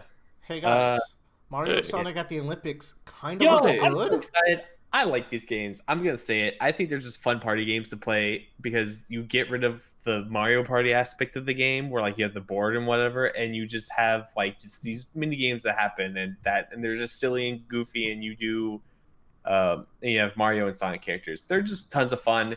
Anybody can play them. I'm very interested to see what they do because they were very Wii focused, like Wii remote focused. Mhm. So I They'll figure wonder it out. what they'll do with the Joy Cons. We saw Mario's feet, Yeah. Yeah, and that's all I got. it was interesting. Mario's feet. Oh, that's true. I lied. We've But seen that before. no, like I think when we were watching the conference together, I can't remember if it was me or Willer, but one of us was like, "These games must have a good following if they keep making so many." They must sell.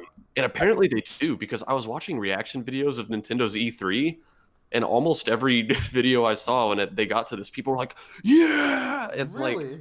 they didn't I mean, seem I like had that kind of reaction too. I was like, yes. they didn't seem like ironic yes either. They're like, "Holy shit!" Like, "Oh, I like these games that we have." All I know is that there's a sequence where Peach wearing a karate gi, Shin kicks Diddy Kong wearing a karate gi, and I was like, I'm kind of into this. I know This is at pretty that cool. point I was like, okay, maybe this is something. Yeah, this is like Civilized Smash Brothers for Sega This and is Mario. the game that Bradley will buy, and I'll come over to play, and we're gonna have fun. It'll be a fun drunk night game. Animal Crossing New Horizons. I'm not an Animal Crossing guy. I'm more of a Stardew Valley, Harvest Moon person. But go ahead, Bradley. I'm not either of those really, so I'm just gonna Yeah. The cool thing about this is the entire premise. Like whenever New Leaf came out, The cool thing about this game is the entire game. yeah. Well, whenever New Leaf came out, the game before this, in that game you're the mayor, which each Animal Crossing game has kind of been about adding more features and ways you can customize your town and experience. Every Animal Crossing game has pretty much been a strict upgrade of the one before it. And so New Leaf, you became the mayor, and everyone's like, "Oh my God, you get so much control!" Like it still randomly generates your town and places buildings around, places the river, stuff like that.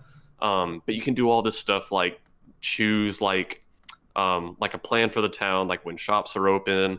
You can place bridges, you can build all this fun stuff like parks and fountains and stuff like that. And people are like, "Oh my God, look how much control you have!" Like we've reached peak Animal Crossing. Like in every game, you're just going to be the mayor from now on because how could you get more control than that?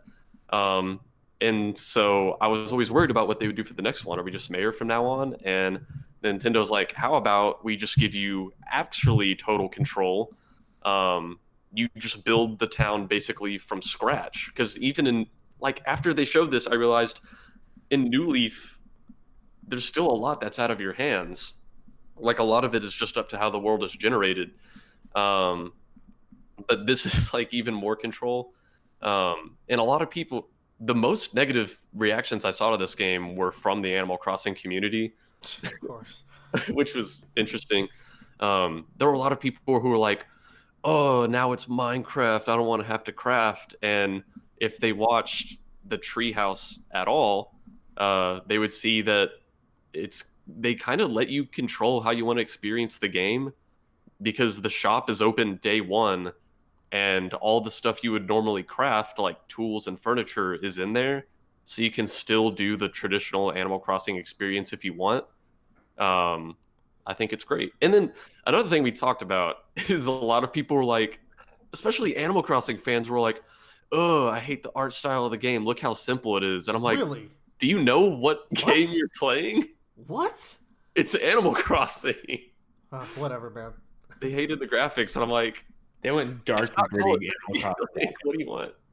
They want like anthro boys. They want their furry porn. Yeah, I guess. That must be it. Okay. Yeah. Banjo casually announced. I was right on that video, and a lot of people were happy. I'm not much. Here's our Microsoft rep, so forget about Master Chief. Well, more importantly, forget about fucking Steve. Yes. Oh, thank God. Get him out. We're gonna eat shoes later because we said that on air. Oh yeah, I was right about that one, but I just willed Steve into existence from karma. I kind of really dislike Banjo-Kazooie style games, but I'm really happy for the people who are happy. Yeah, I think Banjo-Kazooie style games are kind of. It's hard to say because Mario Odyssey was really fun, but like That's the collectathon exception games, for I think me. are just really outdated now, and I don't know how you can improve upon them. I think what made Odyssey so good is that just controlling Mario, it feels like a dream. Yeah, I think that's the biggest thing is the way you make those games fun is you have a huge variety of ways to move around in the environment, and the environment's very interesting to look at because like the biggest thing for me about Banjo-Kazooie that I loved was every environment was so different and so much fun to play around with. Like I have like the pirate ship like area like memorized in my head, and I love that area so much in the game, and the anthill area as well. Just the areas are so memorable. That's why you want to keep playing them, and so you can run around these different new zones. But anyways, Banjo looks great from what we saw, and I like the stage, and Yeah. I'm very glad he's here finally. Very cool. Breath of the Wild 2, Ganon Boogaloo. Yeah, it's interesting because ever since Breath of the Wild came out, like 3 years ago almost, I think since then we've been like, oh, you just know they're gonna do like the Majora's Mask treatment where they make another game using the same engine, and like this is even more that than what I thought it would be because it's some pretty hard like Twilight Princess, Majora's Mask vibes, kind of a darker theme going on. I don't know if that's what you guys got. No, yeah, I did. No, totally. The music in this was fantastic. It was so creepy. I'm hoping that so Breath of the Wild is one of the best games I've ever played for the first 30 hours, and then it's an okay game for the rest. Yeah. And that's when the exploration kind of dies down. Um, I hope this game is scaled down exploration, scaled up dungeons. Yeah, we need good dungeons. And I think this will make it a fantastic game. Yeah. Also, Zelda has short hair, and I like her now. Or is that Linkle? Because this is set in the future and they're twins. No, dude. Linkle's way cuter than Zelda ever could be. Linkle is S tier, Zelda is like B tier. Yeah, that's correct. Nessa is S tier, but we talked about Nessa is a tier of her own. Just as a bonus, everyone listening to this should go play New Super Lucky's Tale. We have a friend who works in that game, and And it was the premier game of E3. Mm-hmm. Yo, Bradley, what the fuck is Hero? That looks like Kumatora. What'd you say to me? Hero Land. Yeah, no, it looks the sprites look just like Mother 3 sprites. It's Holy kind of shit. insane. Okay, well, I'll look at this after the podcast, but I need to do research on this. That's E3. Well, Alien Isolation is coming to Switch. If you haven't played that game and you like horror games, that's like the #1 horror game ever made. So you should go play that game. Okay, thanks. Bye. Thanks, bye. Let's take a break. Okay, next up we have Black Mirror Season 5, which I watched.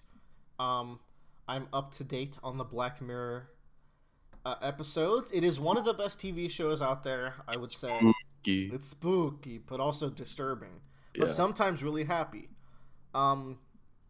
This season has been met with a lot of negativity. People aren't very into it. It doesn't help that it's only 3 episodes. Apparently, Bandersnatch ate up into Are those the people budget. correct, Willer? Tell us if it's actually good. Those people are overreacting, but kind of correct. So I Okay. would say this is my second least favorite season of Black Mirror, which I would only put it above 1. One second episode is really weak, and the first episode's okay, and the third episode is really good. This season kind of follows that, where it's got like a weaker one, a middle one, and a stronger one. One thing about this season, so I feel like the part where people are wrong is that there's this misconception that Black Mirror is supposed to be always really depressing, when as early as like season 2 or 3, we start getting these stories that are like more bittersweet or happy. Like some of them end really happy, even. Yeah, like Yeah, and I feel like some of the more well-received episodes were the happy ones. Well, a lot of people like this episode called White Bear, which is like God, That killed me. White Bear is too over the top with its twist. I don't like that episode. Like that, sometimes that- they go too dark, where like it's I mean, I told you this, Willer. I really like the idea of like the morale concept that you have there for that episode, because it's like, if you expunge the entire idea of this crime in memory of that this person commit, is it still okay to like punish them? and Like, that's really interesting. But it also doesn't help that the episode's kind of just like weird and confusing up until the last 10 minutes. Yeah. So The thing with that episode is I like it because people can have this moral discussion on it. Like I've seen people Right. try to make cases for the people doing the punishing.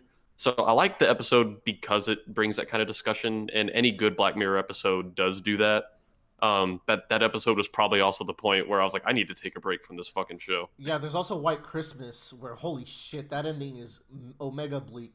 Oh Like, yeah, again, a little too bleak. But then that I'm not saying I dislike those, because there's an episode called Shut Up and Dance that is the best episode in the entire show, and that ends with you feeling empty and terrible. So like I like it when it goes there, but my second favorite episode is like one of the happiest, which is called Hang the DJ, which I don't think either of you have seen.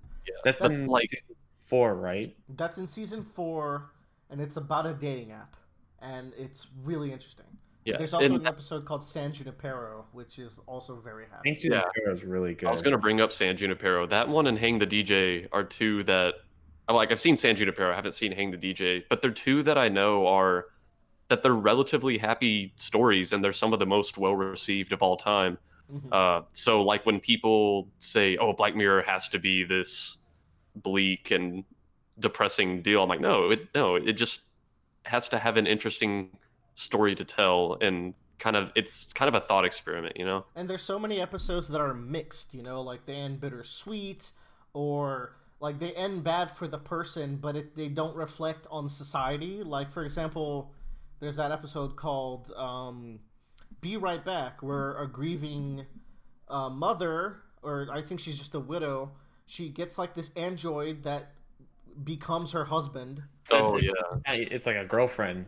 Like And just then she like it ends up where it doesn't work out and she hides it in the attic. That's a really sad story, but it doesn't mean that the whole world is fucked, you know, like that's an isolated case that can happen to people, but it's not like a flip of that would be Men on Fire, which is like this episode where soldiers are wearing contacts that let them see the enemies as like these monsters when they're just normal people. So it's like society is fucked in that one. So it goes, and have like an ecstasy burst whenever they do really good on a mission.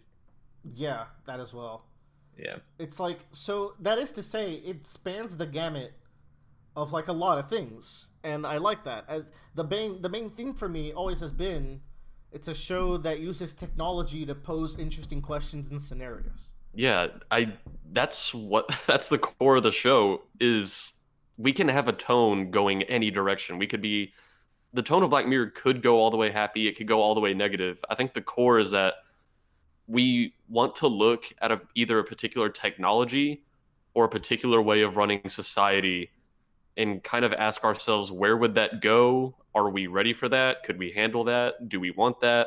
Yeah. And sometimes the answer is yes. Sometimes the answer is no. I think it's no more often than it's yes. But I think that's the core. A majority of people like the bad end episodes, even though a solid third of the episodes are like happy and like a good chunk are mixed. But so we've established that like I think we all like the same thing in Black Mirror. So how does season 5 hold up to it? Well, it's got 3 episodes. I'd say the first one is the weakest of the bunch, but also there's a thing where like people's episodes are in different orders. I saw this on Reddit. So my first episode was God, what the fuck was it called? Fighting Vipers. This episode features a VR fighting game. Ooh.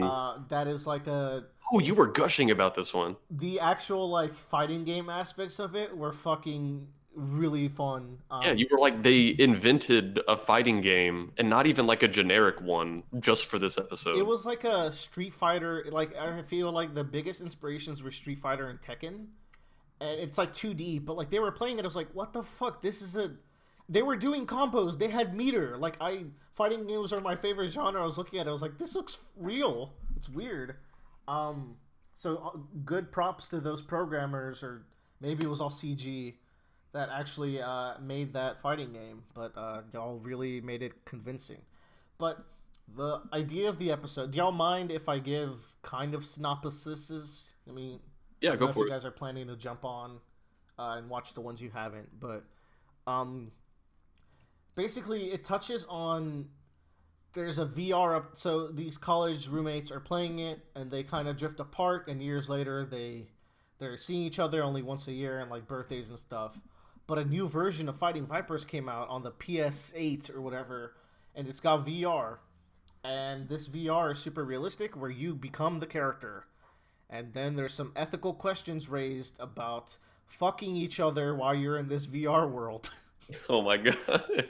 So you go from like Yes. so when they enter the VR world, they have this huge fight, and it's like really cool because it's a live action fight. It has Mantis from the Marvel universe as this girl character, I'm sold.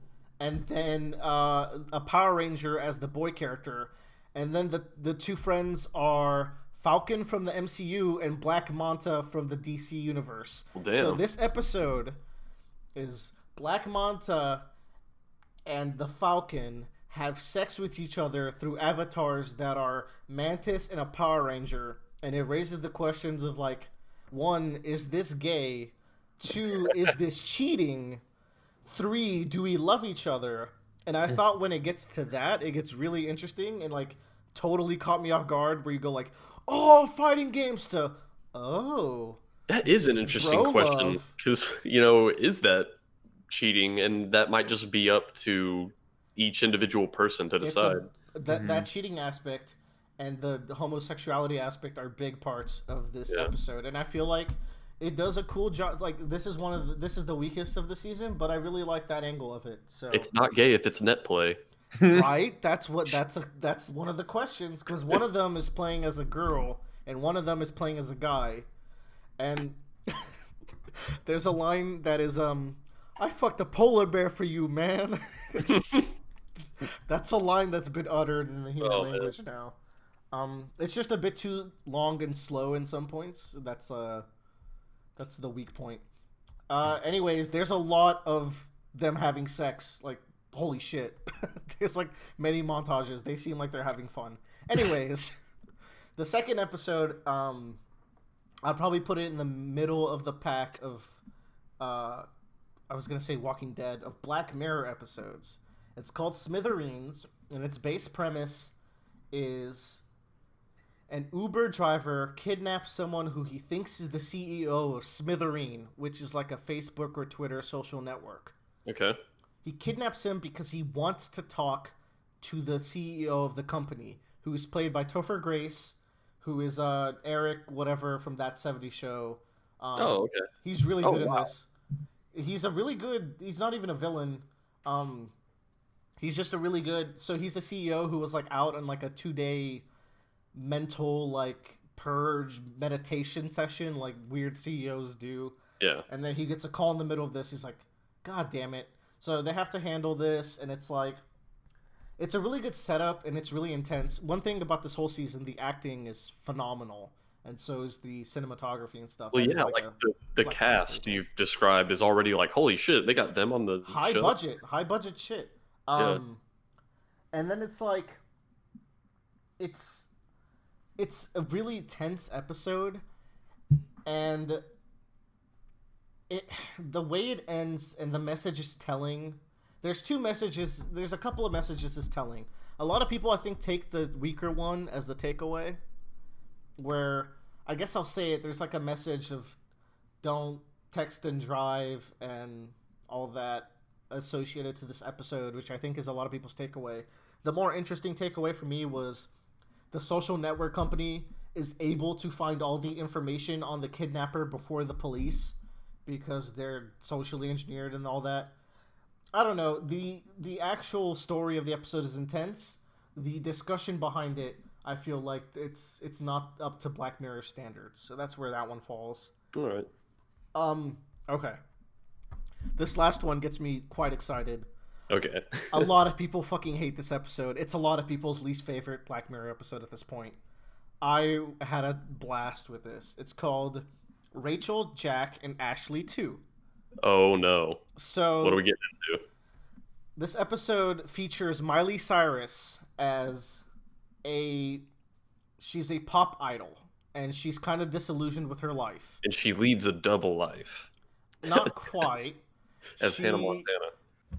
No, but maybe in some ways you could stretch it to that.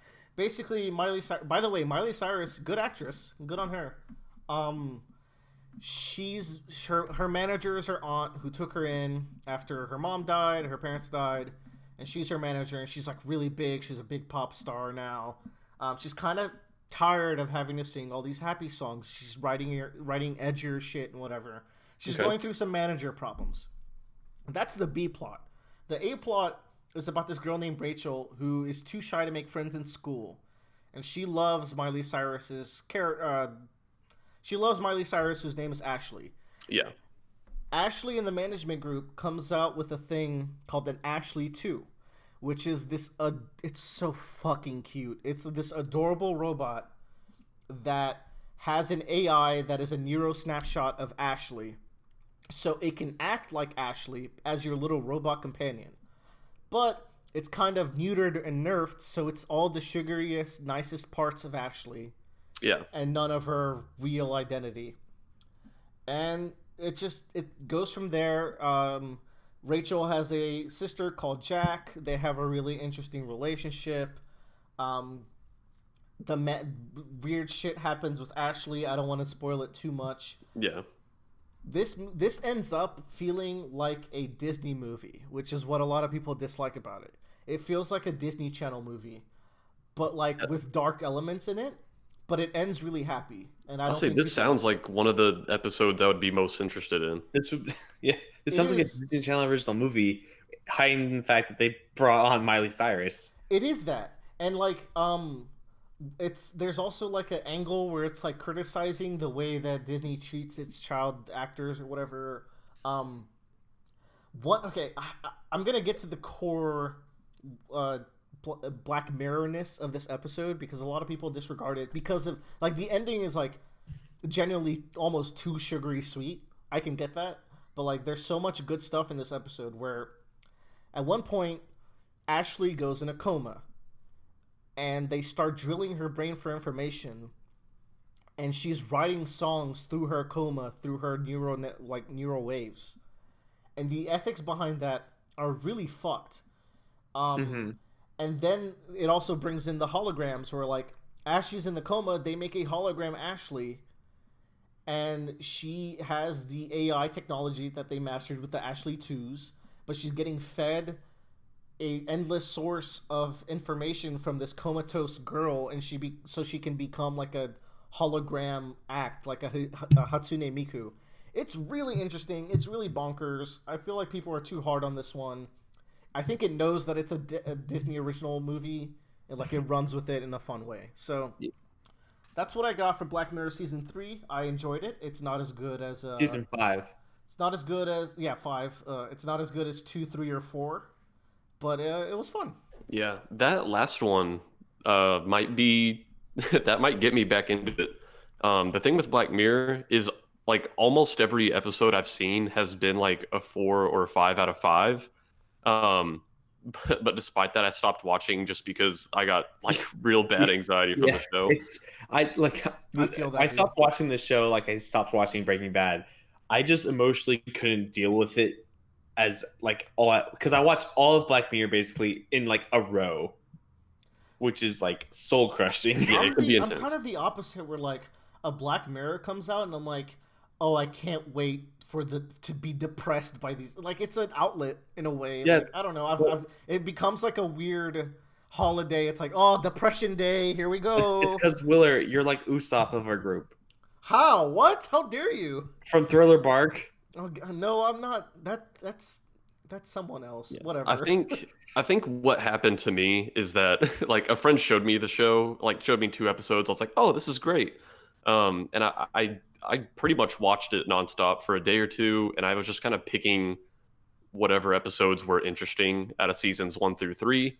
And then I read online, everyone's like, oh, White Bear and White Christmas are the best episodes in the whole show.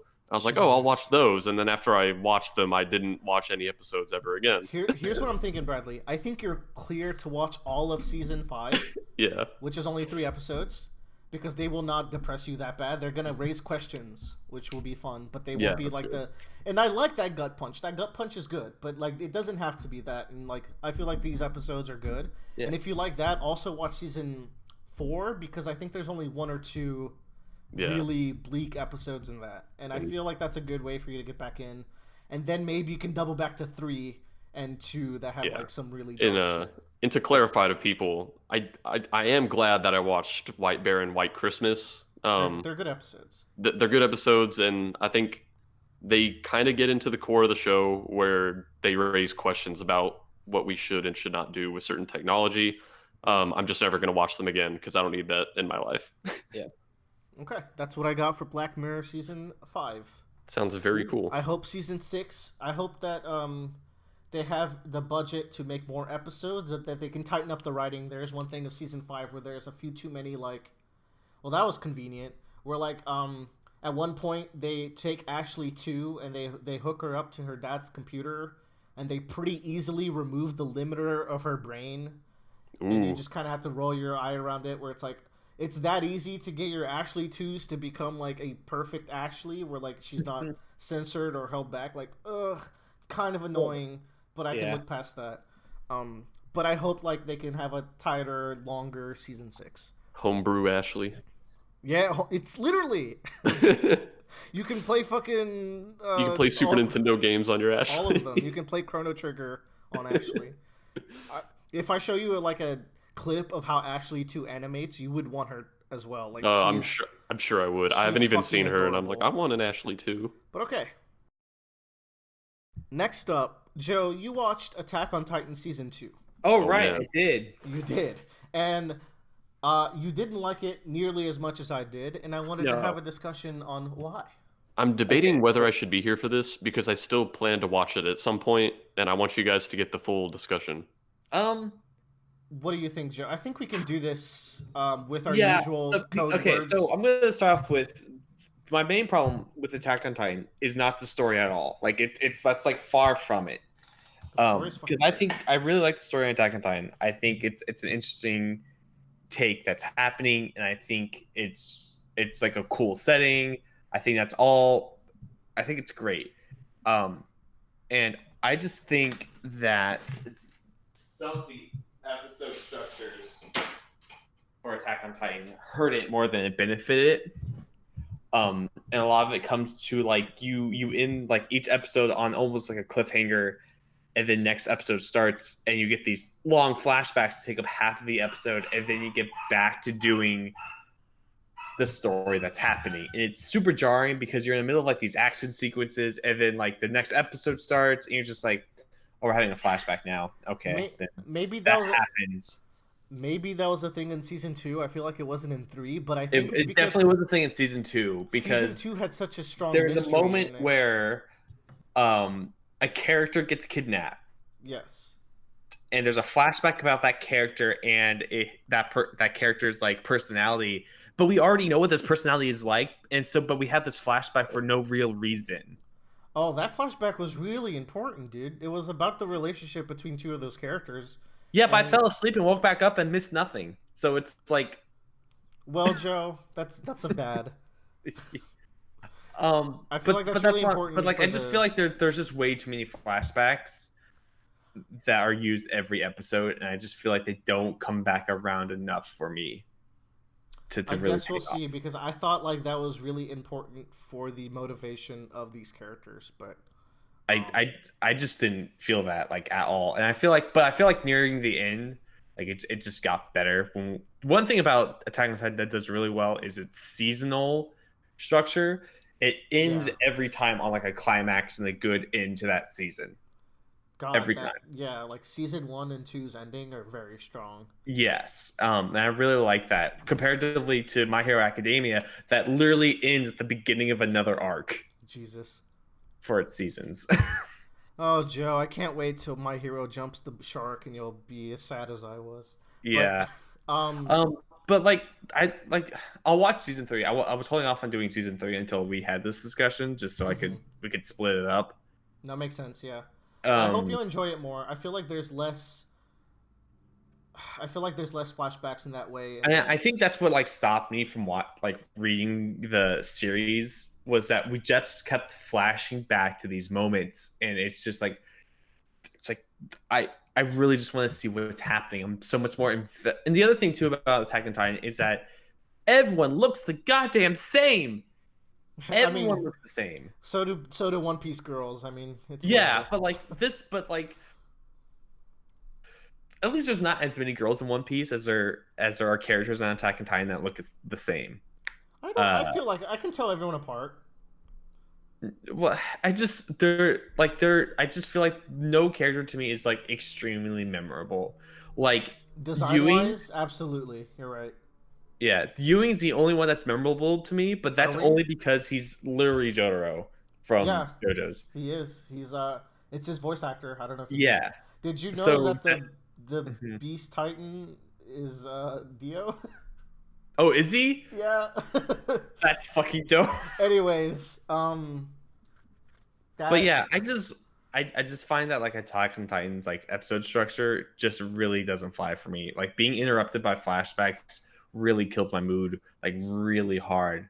Which is funny because One Piece has some of the best flashbacks in the series, but like you get them so sparingly, and when they happen, they're pretty long, and they really dive into like a character's backstory. Man, so And they're not broken up. I felt like any flashbacks were so important because they were bringing up stuff that was like really relevant to getting your mindset into solving the mystery that they're solving because of that flashback. But I can see why it's a pace breaker. It's like a Phoenix Wright thing where they always flash back to old stuff and people get annoyed at that. I know what you're saying. But the thing is, like, I'd rather we just get. I just want to like experience like things in the moment with those characters. I don't like the idea of flashing back to bring something else into context because that seems like lazy writing for me. To me, when you have to, uh, like when you have to like set up something in a flashback that you introduce and then immediately pay off the next chapter. Really, that's just it. Just seems like that's very convenient, but um, but yeah. That's just my personal opinion. I give it like a solid like I think did I say like a 3 out of 5? You said Maybe 2.5. Yeah. I said 2.5. Yeah, that's just the pacing just kills me, and I think for me pacing is like a big one when it comes to shows. If you can't have like I barely got through JoJo's Part 1 because of the pacing. So like the pacing really kills it for me for a lot of shows. That is a Joe thing. It is a Joe thing, but yeah, that's about it. Any other points or just a quick? I think the show's good. I think you should watch it. It's just I don't like flashbacks every other episode. I feel like Bradley won't suffer from this. I think he'll be in the same way as me. It's like, oh, they're addressing this. Which yeah, I think he'll like it a lot more than I will. I just I can deal with bad or slow pacing better than I think most people can. Yeah, you have tolerance. Yeah. Yeah. Okay. On next up, Joe, you wanted to talk about an album that you listened to because we don't get enough music talk around here. Joe, did your pizza get here? No, I have to go pick up my pizza in like 30 minutes. Oh fuck! All right. This is 40 minutes. Wait, you're picking it up? Yeah, they 30 don't minutes. deliver Joe, past a certain hour. Listen, it'll be fine. Don't worry about it. I can do it. This is great content for the. I mean, we'll take a break then midway. Speed run. Okay, but we're fine for now. We'll go as far as we can. But yeah, I want to talk about my guilty pleasure of musical taste, which is Casey Musgraves. And she released an album. Oh God, I think. Let me look it up real quick. I think it came out a year ago. A year ago. Golden Hour album. Oh, this is a year-old album? Yeah. This came out. This came out in March of 2018. But like I've been listening to it recently. I just wanted to bring it up. It also won Album of the Year, I believe. Ooh. Yeah, I'm still here. But yeah, but like this. So Casey Musgraves, she's a country singer, but she does these very melancholy subject songs, but can put like a very like upbeat twist to them, and so it feels very strange when you listen to them, but at the same time you feel very comforted in like listening to them because they are very down to earth things that are happening. And like you experience and you can see yourself experiencing them, but it's kind of comforting in knowing that someone else has done that too, and you feel that in that song. But this album is great because it has a lot of like it's very relationship focused on like romantic relationships and personal relationships, and you like a personal view of someone else. Like High Horse is like telling somebody that they are stuck up and just think they're better than anybody and they can just go fuck off, but in a very upbeat and fun kind of way. And then you have songs like Slow Burn, which is like a child or like a child that's like kind of become the black sheep of the family. You have Rainbow, which is I think our hit single from the album, which is really about knowing that, like telling your friend that you're better than you think you are. I always think you've always had like this rainbow above your head. I think you're beautiful. Like very upbeat, but it's kind of slow when it tells it.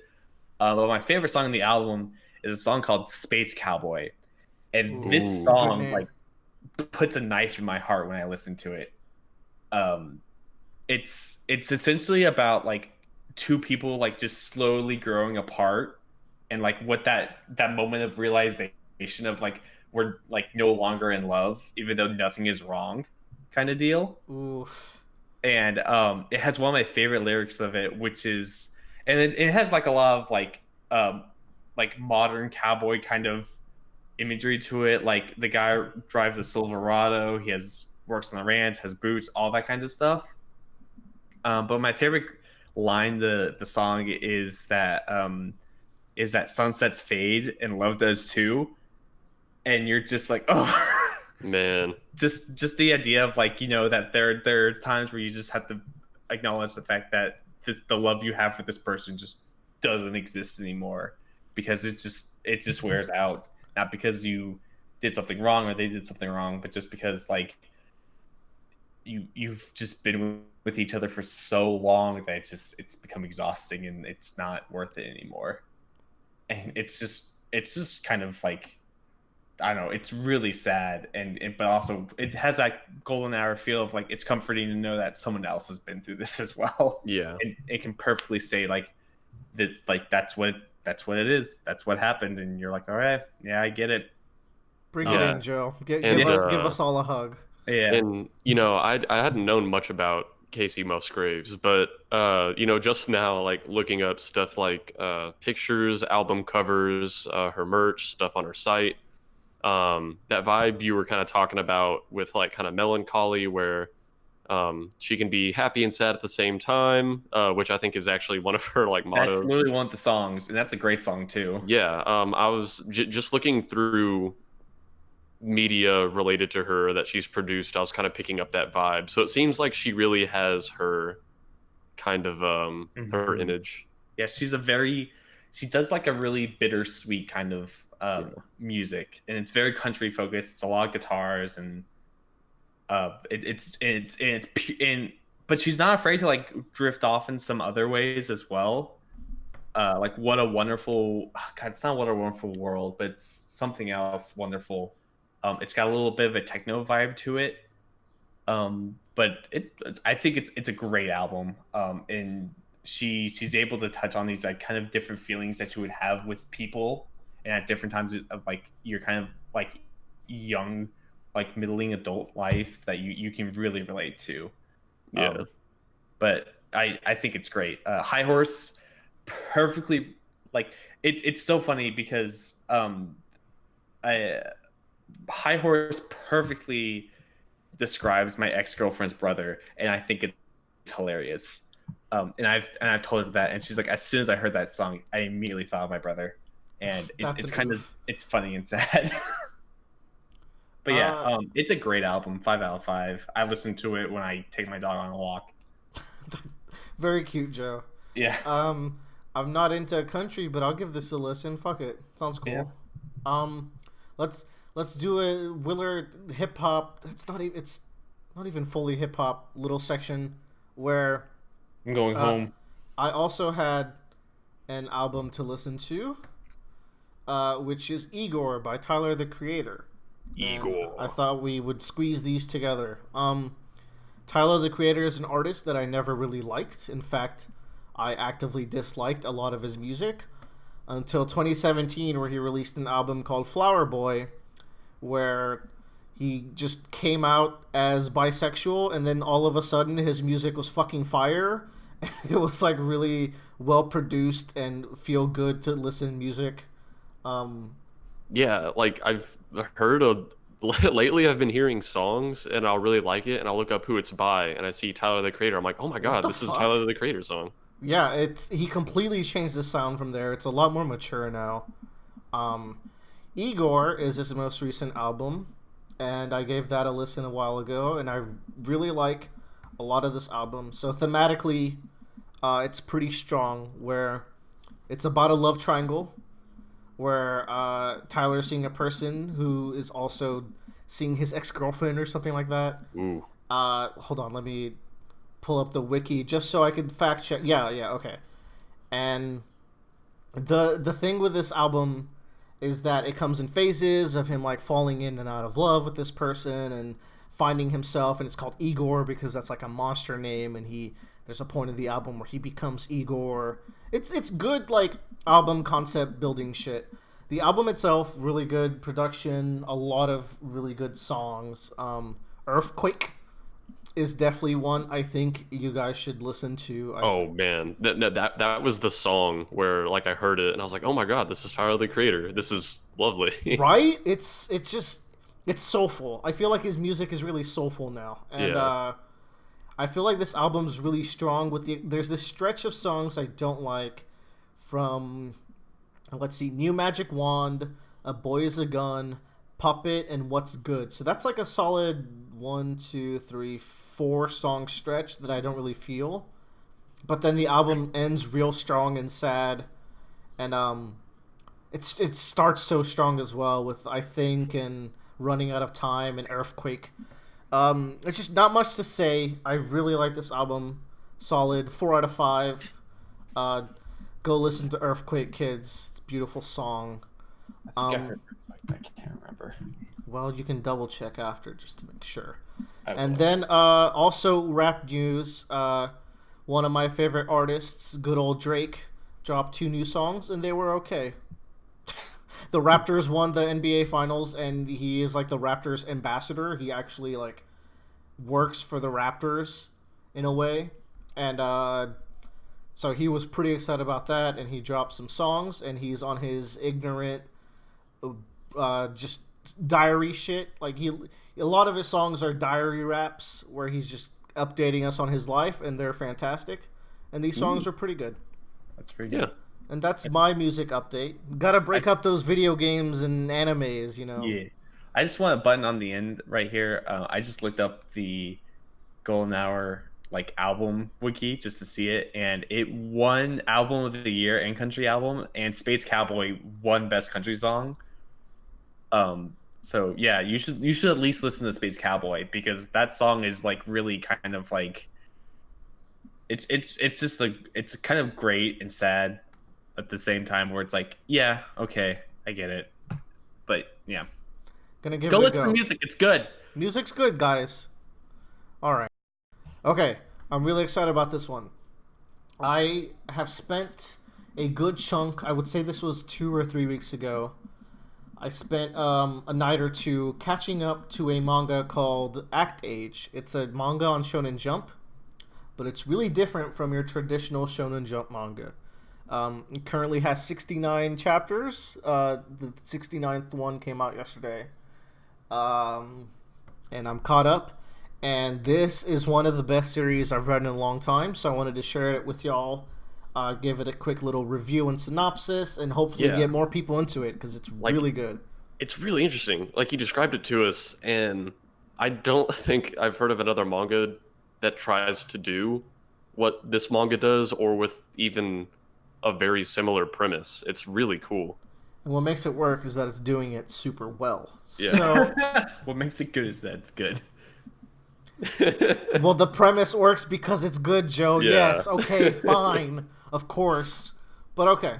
Let's talk about Act Age, and let's talk about this premise for anyone listening who is new. This is a really new series because 70 chapters is pretty early in a manga's lifespan. It's under 2 years. Yeah. It reached the gap where it's hard to get serialized after like 20 or 30. And now it's going pretty strong, and I hope... Apparently it's selling well, which is really good, but I wanted to sell better. And when the anime comes out, I want all of you motherfuckers on that. So, let's talk about the manga, though. So the premise is... It's a series about a character called Yanagi, and she is a female protagonist, which is really rare in Jump. Shonen Jump is mostly a male, mostly male teen-focused manga, so you don't get girls because they get cooties or whatever. Yeah. Luckily, Jump's, I think, been kind of branching out lately. They really have. Ever since 2017, I want to say, they're really experimenting with series, and they had a section where like they published out so many series and then canceled a bunch of them. So they just threw a bunch of series out into the wild, and they kept what stuck, which is some really good ones. It's a volatile way to do it, but it gave us really fresh series. So it's about acting, and specifically the main character uses method acting, and some of the other characters also specialize in that, but then there's also just normal characters. And it's a series about acting, so is that intense? Is it good? It's written with the sensibilities of a battle shonen, which is like a battle series where it's not over the top, but it's structured in a way where it's like you're getting better. You have another group of actors that are around your age, and you're all rivals, and you're all striving to one up each other, and you're striving to be the best actor you can be. So it gets that going, which the plots he builds out of this. The author is a male. The artist is a female, and she's only 22, so she is a god. Yeah, she's doing really good for that early. Because the first thing I wanted to mention is the art, where the art in this is fucking gorgeous. It's really good at showing emotion, and it's good at portraying minute inflections where, like, when an actor's acting, you can tell they're not being themselves, right? Like, you can... they can bring you into their acting, and you can forget that there's someone else. But when you watch them in an interview, they're acting differently, obviously. Yeah, you showed me some scans of some expressions people had and kind of the context for them. And yeah, she's really good at showing emotion in her art, which is always important, but it's, I think, extra important for this particular manga. For sure. And I was saying they can also portray the difference between someone's face when they're acting and when they're not, which I feel like is a really slight thing you have to do, but I feel like she's nailing it. Yeah. So that's really good. I want to talk about the main character because she's one of the best protagonists in just about anything I've read, like, or watched. She's really good, and she kind of carries the whole thing because she's so fantastic. I think she has dethroned Jolene as my favorite female protagonist, which is really big to say because I fucking love Jolene from JoJo's. So let's talk about Yonagi. So she's just really interesting in general, where her personality is like, she's kind of fun and adorkable, but also really intense and determined. So because of her personality, she doesn't really have many friends at high school, but she's like this gorgeous, aloof girl who, like, everyone looks at her from a distance. They're like, oh wow, she's really pretty and amazing, but inside she's just kind of awkward around people. Yeah. And part of this is because of her backstory, where she has to raise her siblings alone because her mother was an actress and she died, and her father is a deadbeat who left them, right? So she has to work all the time to raise her two little kid siblings. They're like probably like 6 to 8 is probably their age range, so they're really young. That's a backstory, by the way. That's always gonna work for me. It's like, yeah, I don't care how many times that's been used. Like, working for your siblings, always a good starting point for a character, I think. Because of that, she couldn't really connect with other people because she's always thinking about, about her siblings. So she's always taking part-time jobs. Yeah. It's like how many other kids in her class are dealing with that situation, you know? Exactly. Like, it's pretty unique for her. And so as she's growing up, to cope with the death of her mother and being alone, she kind of loses herself in watching films, and she kind of starts losing herself in these movies, which is how she unknowingly learns how to method act, where she kind of absorbs emotions from what she's seeing. And the thing that keeps Yonagi from being like a Mary Sue, because when she's with other people, she's so adorable, and she's like awkward in all the best ways, and it's like, oh, this could be a little bit like too good of a character, like she's too fun to watch. And something that balances her out is like, because she's so unwillingly like stuck to method acting, she's kind of got a dark side to her, where she dives so deep into acting where it takes her a while to snap out of her emotions. Yeah, and it could harm, it has the potential to harm like some kind of social interactions or relationships. Very much so, where the first chapter, one of the talent agencies is like, they watch her act and they're like, that girl is dangerous. She acts in a way that is harmful to herself. So from chapter 1, there's this undercurrent of like, as she's getting better and better, she's coming closer and closer to like potentially doing something harmful because of the way she acts. And there's always like this ticking time bomb in her, which is a great way to raise suspense. To the point where like her siblings find her like scary, and they're like, she fails an audition, and like her little brother's like, big sis, you have to be an actress, because a person who cries for a whole day after absorbing the emotion of sadness from a movie is not a normal person. Yeah. Only an actress could be that kind of person, and so you have to be one, or else you're gonna be like, I'm gonna think you're weird, like you're gonna scare me, which is a really cool way to look at it. I think that was pretty early on, and I feel like that was a good way to set up her character flaw. From there, I want to talk about some interesting story bits that tie it all together with this character. So one of her early weaknesses is that she can only play roles that she's experienced, right? So what happens when she gets a role where like she's never experienced anything like this? So she learns the technique of substitution, where she has a commercial where she has to cook dinner for her dad. Her acting style is all experience based. She's never cooked a family dinner for her dad, so she doesn't know how to act that. So she substitutes that emotion for the first time she had to cook for her two little siblings after their mom died. I was like, oh, that's really cool. Yeah. So the story's early on starting to address some of the weaknesses in her acting. There's this one instance, and I think I told you about this, Bradley, where she has to play someone who would do something terrible that she herself couldn't do. Oh, man. So to get around that, she has to like create a backstory for this character in her mind that would let her do this horrible thing. It's so good. It's so good. The best part is her takeaway from this experience, where she says to herself with a smile, and this is where her intensity comes in from, I never realized how bad of a person I could be. So through the experience, she finds a worse part of herself so that she can become a better actress. And that's the kind of shit we're dealing with. It's so interesting. From a writing perspective, like, holy shit, you have a character who learns about themselves by being other people. That's actually, that's a big part of this show, is that she's also learning a lot about herself. It's crazy. Through acting. So some of the other characters start showing up. There's other actors and actresses. There's her director / talent manager, I guess, where he's a really good young director, and he kind of pawns her off to some other directors at first so she can learn how to work with other people, which is where you start introducing a lot of the other actors, where there's some focal ones that are like more normal, and they have personalities and goals, but they're not like eccentric like Yonagi is.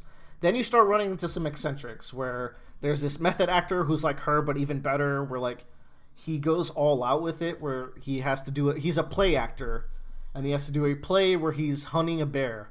So what does he do? He goes out in real life and hunts a bear by himself to fully learn that experience. So he dives really deep as well, and he's a good foil to her. Man, one thing I found here, I want to call attention to this one panel that, I was just kind of looking at some stuff.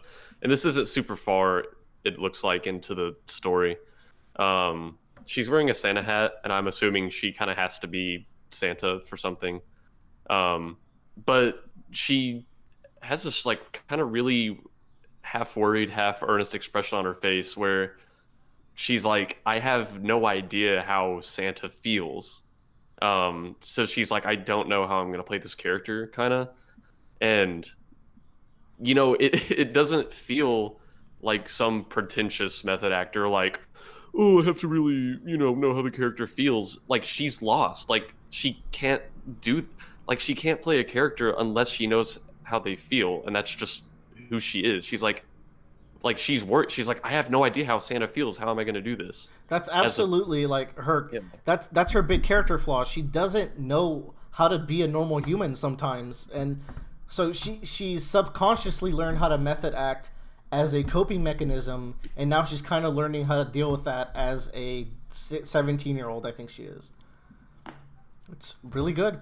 Another character worth bringing up is she meets an actress that becomes her closest friend and rival. She's like the perfect actress, where I would say she has less of a range than Yonagi, but like she comes in, she does a role that people would kind of expect from her. I'm trying to think of a real life analog, but it's hard to say. I guess she's kind of typecasted, where she comes in, she does this role, but she does it perfect, and she does it so well that she like make sure the production schedule is up to date, and like she tries to smoothen things out so that the final product between the filming and the editing and the writing, she gets involved in all of that so it can be the smoothest possible product. And she eventually starts getting jealous of how Yonagi can become other people completely. And she's getting this arc now where she's delving into method acting now to kind of try to learn how Yonagi's doing it. And it's super interesting. I don't want to get too much into it, but like this character, Chiyoko, I have high hopes for her in the future. And like the story arcs in this, the last thing I want to bring up, the story arcs are so freaking good. Where one of the big first arcs is like a death game. This was introducing a lot of characters where everyone's playing a death game, and she has to feel sad and sacrifice herself for this girl Chiyoko that I just brought up. And she's like, I don't think I really like this girl because she doesn't really like me. I don't know what the positives of her are. She eventually learns what they are. She's able to act it out. It was a really good introductory arc to the series. And then they go into this theater arc where this shit is borderline like the writing in this is really good, where they're doing this play about a train that goes into the afterlife. It's called, I forgot what it's called. It's a Japanese book. It's a real book, so you can look up the summary and then you get like a deeper understanding to what's going on in the story as well. And one of the kids, like the train shows up one day and it's taking them to the galaxy, and one of the kids on it is like just kind of going along for the ride. He does not sure what's going on, and the other kid's dead. He died in a water-based, like he drowned in trying to save someone else, and she has to play this kid who drowned and who knows they're dead. So she has to play someone who is the symbol of like mortality and death. So the way that she learns to do this is by shadowing a man who has cancer and is about to die. Which, oh man, from everything I've explained about this character, you could see how this is kind of a scary thought, where she gets in the scope of someone who is dying in order to play this, and it was such a powerful arc early on where it was like, oh wait, this is now one of my favorites. To follow up something that bombastic, though, the author is smart, and they do like a little mini school life arc where her director is like, hey, no more acting for you. Go make a friend in school. Go be a normal girl. You've been too into this acting, and I know it can be dangerous to you. I've been warned about it by other talent agencies that I need to look out for you. So she does. And in this arc, one of the most interesting things is you get to see how people see her, not only before she became kind of famous, but after. Because now she's already she's got a lot of buzz around her. Her movie that she was in hasn't aired yet, but her play has. And then the movie's also going to air, so it's going to even stack up. So the girl's already doing good for herself.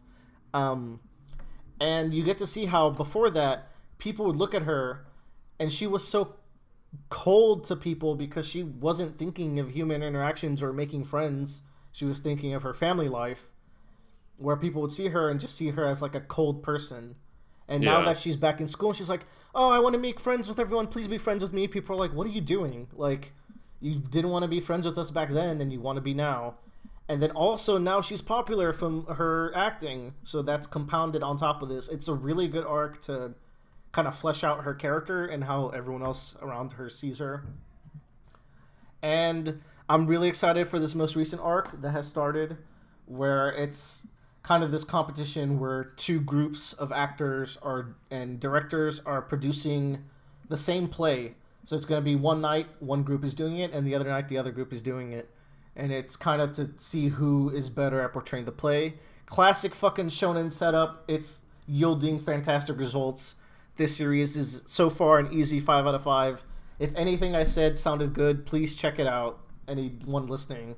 I'm excited if one of you guys would check it out as well. That would be really I want good. to check it out. It's just I look on the Shonen Jump like website, and not all the chapters are there. It stops at 6, skips like 30 chapters or This something. is exactly why it took me so long to read it.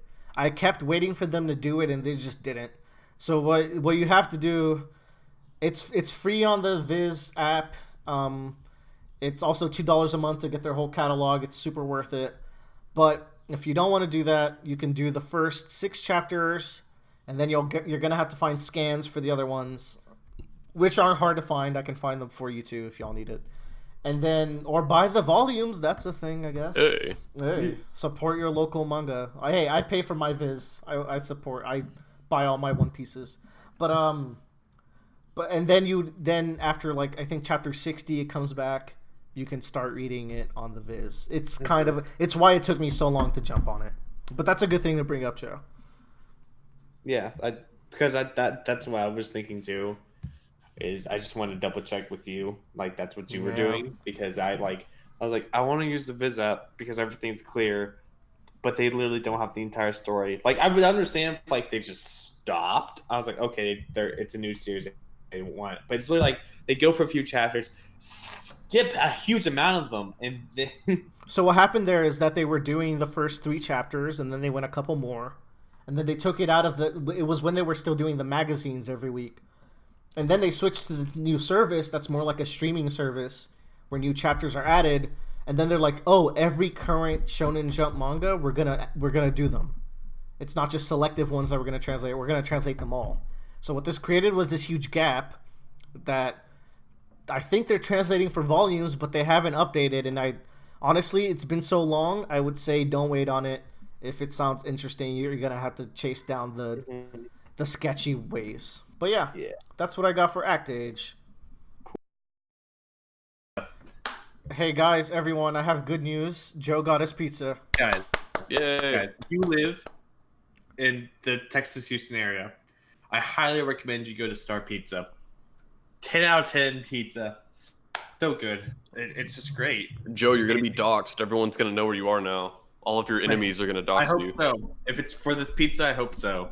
Hey everyone. Anyways, Bradley, you started One Piece finally. No, hold on. Yeah, that's Oh true. my god. If you made it to this point of the episode and you got past Joe's pizza bullshit, here's a fun fact: we all live in Texas. So there you go. You got to learn a thing. Everyone's like, ew. You mean the best state? It's true. Fuck a state tax. You know what I'm saying? Yee. Okay, so Bradley did start One Piece. Let's talk about it. Yeah, I got to chapter 100, which is where they're finally like, hey, we're going to the Grand Line. So yeah, the story started. To kind of clarify what we're going over this week, this will probably be a shorter One Piece discussion than we normally do. That'd be good. I say that even though we usually tend to wring out everything we possibly can from One Piece, which is just packed with good moments. So we'll see. But yeah, to clarify, this is the kind of reverse mountain / whale / laboon arc. I say whale / laboon. Laboon is the whale, if that's how you guys say it. Laboon. Yeah. Laboon. Which I really liked. For most of it, I was like, oh, it's kind of a standard arc, but the way it finished off, I thought was just phenomenal. So we should probably go chronologically and not start with the best stuff. At the end of our last arc, they finally are like, okay, we're going to the Grand Line. It's happening. So they take off, and the first kind of obstacle they see is Reverse Mountain, which kind of serves as an entrance to the Grand Line. And there's a pretty good explanation for this with the calm belts, which kind of because they're so calm, they can be so full of these just like sea monsters that even for our crew, even for the Straw Hats, they're like, no, we're not going to fight these things. Plus, no wind. I think wind doesn't blow as much there, right? Yeah, and they're a tail there's no ship, wind so in they wouldn't be able to make it across the calm belt probably anyway. So yeah, the Reverse Mountain kind of serves as this entryway to the Grand Line, which I want to talk about how, like, geographically, I love how the Grand Line is going to service as a story element. Perfect. Because it's not just this. If it was just this big open sea kind of deal, I feel like we'd have to rely on like pure luck that our crew would run into progressively stronger opponents based on pure chance. The Grand Line like funnels us into this path we're going to go to progressively from this entrance that you pretty much have to enter, and it makes sense that if the majority of people are coming from this entrance rather, the further along you go, the stronger people you're going to find. I just think that the geography Oda made here serves a story so well. And man, Oda's such a genius because he knew this was going to be a problem, Yep. and then provides a very easy, progressive like visualization of where they are in terms of like their progress on the Grand Line. It's pretty great. The world of One Piece is built such that it's maximizing adventure. Like everything in this world is structured to give us the best adventure story ever. And remember when I said that the power levels in One Piece are geographical, where that's exactly what we were saying. The further you get into this Grand Line, the bigger and bigger threats become.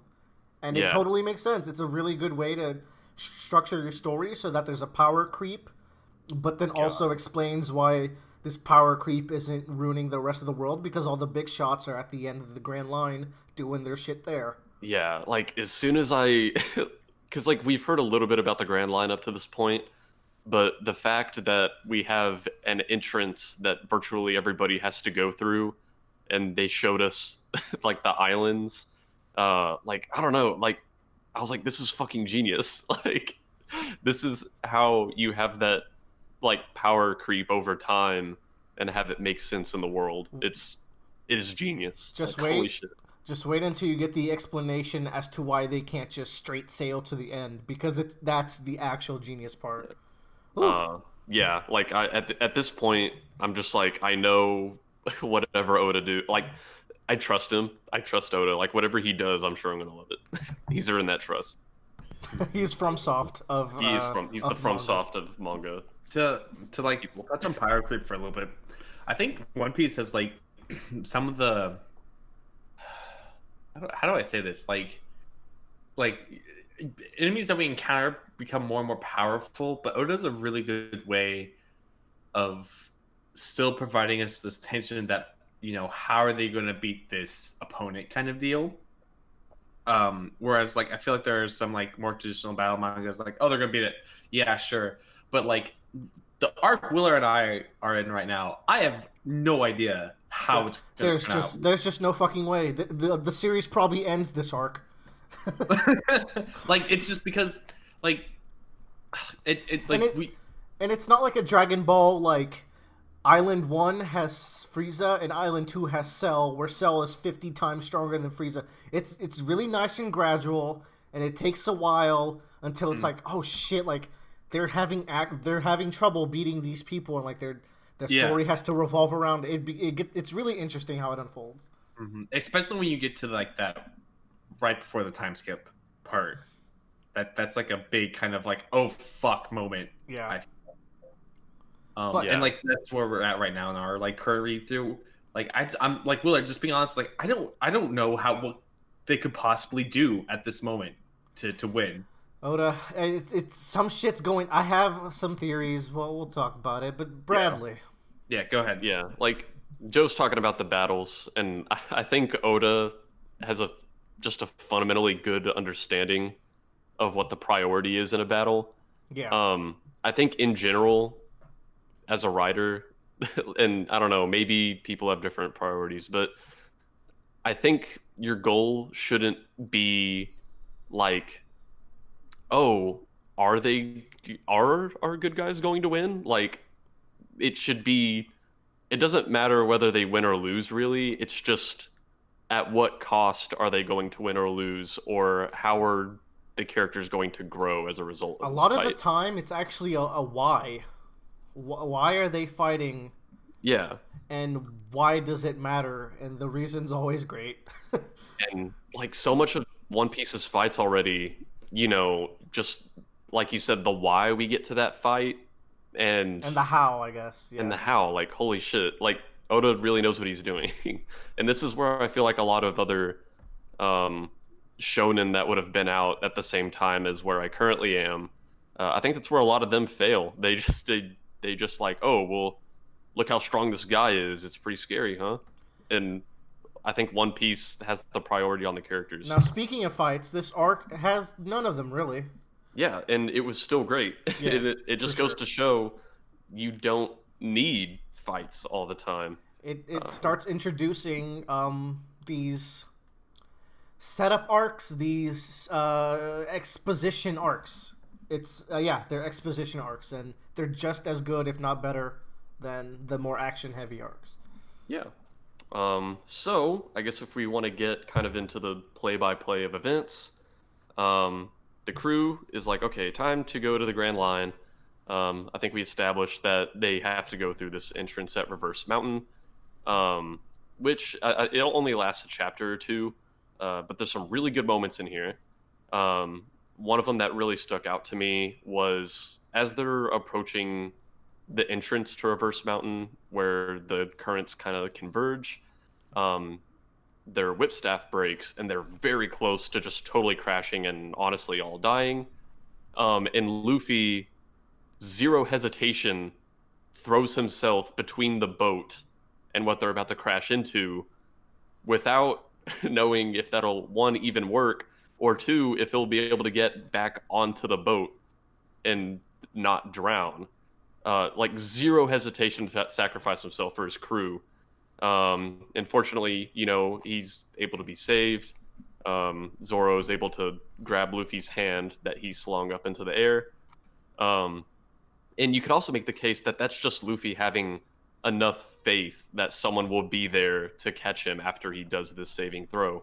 Like, there's quite a few levels where that, like, one or two panels, I think, says a lot about these characters. It could also just be like he didn't really think about it. He's just like, I could probably help the situation, and he just does it. And even if it's the case that he didn't really think about it, that's still awesome for Luffy's character that, like, it's not even a thought, like, oh, should I do this, like, potentially deadly thing? He's just like, oh, yeah, I'm going to do it. Like, come on. I can do it, so I should. Yeah, very Luffy. So that was really good. And then they go up Reverse Mountain, and then coming down the other side, we start getting a series of events where I think everyone except Luffy has an event like this where up till now, whenever there's been discussion or thoughts of the Grand Line, everyone kind of has this really like dreamy thought of the future, like, oh yeah, we're all going to the Grand Line together. It's going to be awesome. We're going to achieve our dreams. Like, there were some talks that were almost word for word like that. And in these next one or two chapters, as they're coming down the other side of Reverse Mountain, each one of them kind of has one of these moments where they're like, holy shit, we're in the Grand Line. This is terrifying. Like, Nami almost gets totally destroyed by a piece of their ship that flies off, and it zooms in on her face, and you can just see it in her eyes, and she says, oh my god, am I dead? And everyone else throughout this arc kind of has a moment where they come really close to death, and they're like, holy shit, we're here and we've committed and we can't really leave. We're in the Grand Line. And I think it's a really good contrast to show, like, okay, like, they are, like, we are here now. Like, this is where, like, the stakes, there are stakes now is the thing. Like, I don't know how to describe it. There's the chapter, I think you got to it, right? Where, like, a chapter where everything goes wrong in a span of a chapter. Yeah, something like that. Yeah, pretty much. That's one of my favorite, where, like, all sorts of, like, natural phenomena are happening, and, like, they're trying to get their shit together. Yeah, there's, like, not a single moment where they aren't trying to steer themselves out of danger. Yeah. Wait, that already happened, right, Joe? You got your stuff. No, the moment when they encounter all of the, like, natural, like, weather pattern stuff, that happens after this arc. Okay. Well, never mind. Even this arc was kind of like I was like, holy shit. So yeah, I just felt like that was really I think it was really good to get that contrast of, before the Grand Line was like, we're gonna go achieve our dreams, and now it's like, holy shit, we're in the Grand Line. This is dangerous. We need to be serious. like, Time to walk the walk. yeah. So they come down Reverse Mountain, and we see a whale, and I had no initial idea that this was going to be like my new favorite character in the entire story. Well, goddamn. Holy shit. Oda made me love this whale so much. It's like Hachiko, but more tragic. And Kinda, yeah. oh my god. So, first of all, I just want to say, like, every setting that Oda comes up with is so cool. There's this guy living on an island inside of a whale. Like, It's so and he weird. fishes in the stomach acid ocean inside the whale.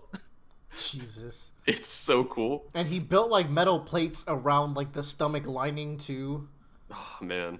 So, yeah, and our crew kind of gets separated here. Everyone else gets swallowed up by the whale. Luffy's on the outside, and he kind of has to figure something out. And we get well, we do get interested, but we also get introduced to Mr. 9 and Miss Wednesday, these kind of, I guess the best word to describe them would be agents. Yes. They're just really agents. fun, the way they talk and everything. It's like they're in a spy thriller. They're in a spy thriller where no one's taking them seriously, and it's pretty fun to watch. Yeah, I love them very much. They feel like a better Jesse and James, kind of. Oh, that's so accurate. I got some things like to say about Miss Wednesday, but we'll wait until later. Well, wait. because we're not done with them. So everyone is kind of going on. We have like 2 or 3 concurrent threads going on, and Oda manages to make that not feel busy. So congrats to him. So everyone's kind of moving into their positions through the story. Most of the Straw Hats meet the man living inside Laboon. Crocus. Yes, and they get a little bit of the story, not the full story. Our agents meet up with Luffy, and kind of through Laboon's movements, they all end up in Laboon's stomach in the same place. And so what I really like is that, what was the man's name again? Crocus. Crocus. So he explained a little bit of his story to the rest of the Straw Hats. But Luffy has not heard any of this. As soon as Mr. 9 and Miss Wednesday get into the stomach, they're like, oh, hey, we're here. This is where we wanted to be. Time to kill the whale. So they pretty much immediately try to shoot the stomach lining, and Crocus puts himself in the way and takes the hit for Laboon. And so Luffy doesn't know anything about any of these people. He doesn't know, he doesn't know what the agents want. He doesn't know what Crocus is. He doesn't know if Crocus is actually the bad guy. He doesn't know if the agents are the bad guy. Without any of the backstory, he's only seen these people for a few seconds in his entire life. Crocus taking the hit is all Luffy needs to know, that I'm on this guy's side. Like, he's only known these people for a few seconds. After he sees Crocus take the hit, he just knocks the other 2 out cold. He's like, no, these guys are not the people that I want to be on a team with. And that's just one of those things where Luffy comes off as, he can come off as like really aloof and goofy, because he is, but he just has such a good fundamental understanding of people that comes out at the best times. It's his best trait, I think. God, it is so good. And I'm going to talk about that quality of Luffy's more later in the arc, because it really shines with how he handles Laboon. So I guess if we're kind of moving on from there, like I really wanted to get to that point, because I was like, God, I love that Luffy moment so much. We get a lot of good Luffy moments in this arc. I'm also flipping through as I go through this. So they are able to kind of make it outside, and they get the full story of Laboon, which is, holy shit, so tragic. Also, Mr. 9 and Miss Wednesday are in captivity. And we hear about Laboon's old crew, who entered the Grand Line with him. It's dangerous. They can't necessarily bring him along. So they wanted Crocus to look out for him, and they promised Laboon that they would circumnavigate the globe one day, um, and come back to him, which obviously is a hard promise to keep because no one had ever made it all the way around the Grand Line before, except for, I guess, Roger, right? Yeah. Uh, Yeah, Joe? I don't know if did he make it all the way around, or did he just make it further than anyone else? Is Joe alive? I don't know. No, he's dead. My mic. I muted my microphone and then unmuted, but then muted it again. Joe, this isn't a work meeting. Get your shit together. Roger definitely made it all the way around. Yeah, he made it around. I don't think you need to make it around to get to One Piece, as you and I both know from further information, Willer. Yes, but I get no. He must have. He for sure has had. I don't know if he's the only one, but like, I don't think I wouldn't say finding One Piece and making it completely around the Grand Line is like essentially the same goal. I don't know. It's probably close. Anyways, as far as Crocus knows, Roger's the only one to make it to a certain point. Yeah. So, yeah, basically, the moment Laboon's crew promised they would circle the Grand Line and come back, that was probably a pretty sad thing for anyone who knows what they're getting into. Which Crocus did. And he had been watching Laboon for 50 years, and at a certain point, like after Crocus told Laboon this, like, hey, they're not coming back, Laboon on a daily basis, maybe even hourly basis, will like painfully ram his head into the red line and just wail and scream for his friends to come back. And holy shit, it is like Also, the idea that this whale is trying to destroy the only continent in One Piece in order to see his friends. God. Jesus. Like Nami's backstory was so sad but so good, and this is another one where I'm like, it's so sad but it's so good.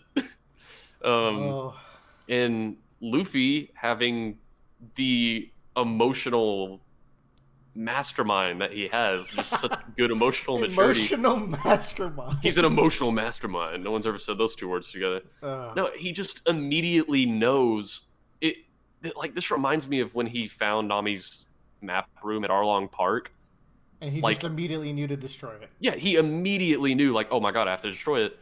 This is another moment where he heard Laboon's story, and then, like, without missing a beat, he tries to beat the shit out of Laboon, and he's like, hey, we tied. We have to have a tiebreaker, right? And he's like, I'm going to circle the globe. I'm going to come back. We're going to fight. And, that could have been a really tough call to make because, what if Laboon's like, oh, I'm going to be hurt again? But no, Luffy was right. This is what Laboon needed. He now has someone new to look forward to. Another hope. And, that's so beautiful. Yeah. If Luffy didn't already have enough motivation to make it to the end of the Grand Line and, eventually make it back here, now he has even more motivation. He's like, I have a promise to keep. And knowing Luffy, despite this huge journey and saga over multiple years he's going to go on, there's no way he's going to forget a promise that he made someone like this. I can definitely say that promise is still in Luffy's heart. Like, his journey is way bigger than Laboon, but that promise is still there. Yeah, Luffy's not the kind of person to forget even a tiny promise, and this is a big promise. So, way to go, Luffy. Bradley, remind me, why did Crocus stay with Laboon again? I remember that reasoning being pretty sweet.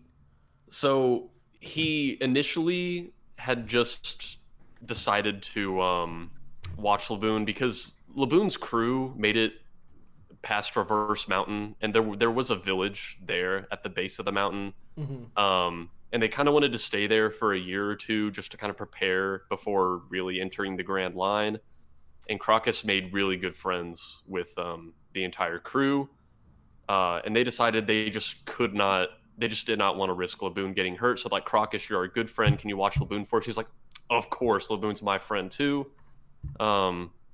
And he's like, it's going to take a few years to circle the Grand Line if they are able to do it. So 50 um, years later. he was pretty patient, and I think after a decade or two is when he finally was like, Laboon, they're not coming back, and he's like, Laboon and I have been friends so long that he's like, I'm not gonna abandon him. Like he's like my best friend. Dude, God, that's so Crocus good. is old? Jesus.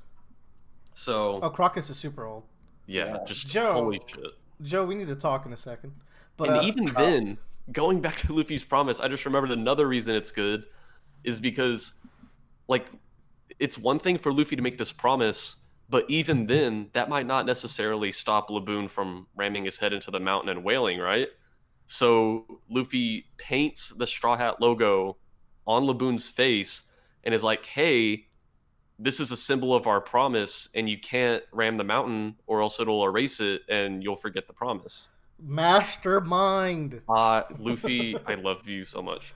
Oh my god, that's so good. It is so good. Bradley, you got anything else on Reverse Mountain? The rest of the There's a few things in here that they talk about that they didn't discuss. let's hear it. Well, for one, they set up the rules for the Grand Line. Okay, they did that because that's super important. It's in this volume. Yeah. Yeah, I still have a few chapters left in the volume, so I don't know. Okay. They did talk about the I was about to say they talked about the what is it called? The Log pose. log pose, and it's very interesting. So yeah, okay, so that's the reason why they can't just sail straight to the end of the Grand Line, because you have to. It's so genius. You have to stay in each location. It turns the entire Grand Line into a tournament arc. Yeah, like you have to get to an island and then like recalibrate your log pose to get to the next one. And this means depending where you start and which direction you go, there's multiple branches that you can go. So people can be moving laterally to each other and not run into each other. Yeah. Which is super important for later. Yeah. Well, yeah, it's the entire story. So... Well, yeah, but like you meet people later that you realize have mirroring adventures, and become very important to the story. And then even then, Oda being Oda, despite that chapter explaining that being almost entirely exposition, for him, he can even turn just pure exposition into character moments, because once they learn about all these different paths, and once you pick one, you're kind of stuck to it almost. Mm-hmm. They're like, what if the path we pick turns out to not be a very good one? And Luffy just very matter-of-factly says, then we'll just have to circle all the way around and pick a different one next time. Like, that is exactly what Luffy would say. oh, Straw Hat. This arc, like Luffy has a good moment in pretty much every arc so far, but I feel like this arc was just chock full of them, like in a very short time span. Did you get the name drop at the end of the chapter by Crocus? That happened now? Yeah, that happens at the end. What the fuck? Yeah. Okay, this is worth talking about. Yeah. Well, I mean, there's a lot of people with names. You should read the very last panel of chapter 105. Yeah, where he's like, that boy has a strange air about him, huh, Roger? Yeah. So, like, you this is like the first person you meet that you know has, like, that hints at having some sort of direct connection. God damn it. I got it confused with another thing. With old Roger. Yeah. Oh, no, not that person. That's in No. Drum. You're right. Yeah, that's in Drum. That's in Drum Island. Yeah, no, it made sense to me that this guy would have met Gold Roger at some point. Yeah. Now, With Gold Roger's probably met a ton of people because he's fucking Gold Roger. Joe, was it confirmed? Like, I have a theory. Was this confirmed or is this in my head? I think you should know what I'm saying with our telepathy about Crocus and Roger. They used to be lovers, I know. God damn it, Bradley! Who spoiled you? Wait, what? Okay, I think Crocus was Roger's doctor. Is that? Yes. Okay. That definitely gets explained. That makes sense because Crocus was a doctor and he's in the Grand Line. Well, so I mean, he was a doctor for a time, and that gets more in detail in the Whitebeard section. I might be wrong. I mean, we'll see. No, it is because it rails. Another character introduces talks more about Roger Jesus. later. Joe, you really know how to butcher some names. I know I do. But I'm sure anyways, we will find out all about this when I get there. Yeah, one day. you might have already seen this character. I think. Yes, he has. But Yeah, whatever. you've already seen this character. You don't even know it. Okay, well, I'll know it when I get there. You will. One Piece is God tier, but you know Yeah. this. Okay. Any other notes you want to talk about, Bradley? Oh, yeah, well, it kind of ends on that, hey, Roger.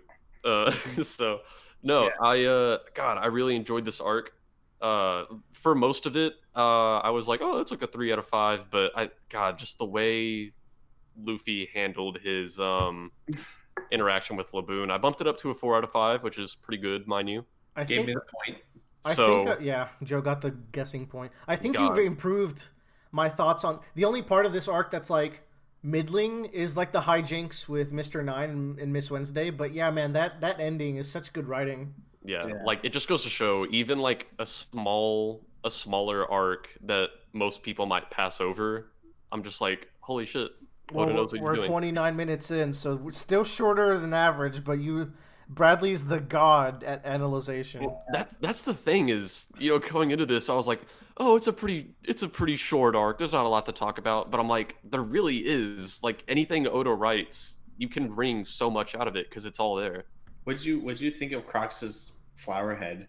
I think he has a fun character design. Character like One Piece character designs are really goofy. His mustache that's on his chin. Yeah, like his character designs in One Piece feel really goofy, but they don't feel wrong to me. I was like, oh yeah, he has flowers on his Or head. you're gonna meet some wrong motherfuckers. Yeah, I was like, I don't know. I just saw flower petals on his head, and I was just like, oh yeah, of course he does. I can't wait. So next art is Whiskey Peak. Whiskey. I was gonna Yeah. say another thing, but I would spoil what Whiskey Peak is. I don't know. No, I'll get there soon. Yeah. No. Well. Yeah. Whiskey Peak's a fun kind of another arc that's. I like think this. Whiskey Peak is a lot of fun, actually. Yeah.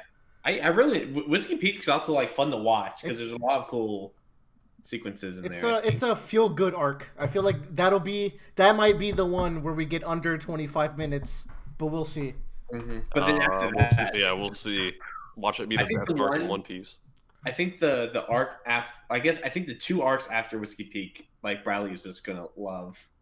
I feel like I'm Jesus. gonna like every arc in this story. You are, I but mean, I can't wait till Bradley loves Long Ring Long Land, and then I can rub it in Joe's face. no, you mean Tyler's face. I was okay with it. It's just like whatever. you nearly dropped One Piece, but whatever. Let's. No, I didn't. That was Tyler. oh no. Tyler Anyways. gave it a 1. Yeah, I don't anticipate disliking any arcs in this story. So All that matters is that you love the right ones, and we can remain friends. the right ones, which is all of the ones. All that Well- matters is that you get to Alabasta. Yeah, that's all that matters. Okay, there's One Like- Piece. If someone was reading One Piece, I'd be like, all that matters is you get to the Arlong part, because I feel like if you get there, there's no way you're not gonna finish. Yeah, there's a friend that started watching One Piece. That was like, you have to do the due diligence. It's only like 40 episodes in, or like 30, Which isn't too which is crazy. a lot. But like, For a shonen anime, that's if someone watches shonen anime, that's a pretty low number, I guess. and by that point, at least you got to see Luffy headbutt the shit out of Kuro. So there's fun stuff. Yeah. Okay. Okay, finally. I played a game called Katana Zero, and I had so much fun with it that I took it to Bradley's, and then we played a game called Katana Zero.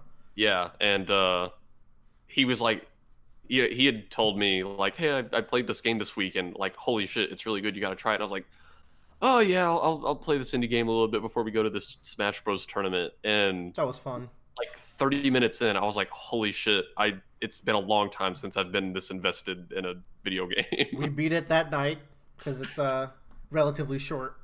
Yeah, but man, for such a short game, it is so efficient and dense with its story and gameplay that, like, oh my god.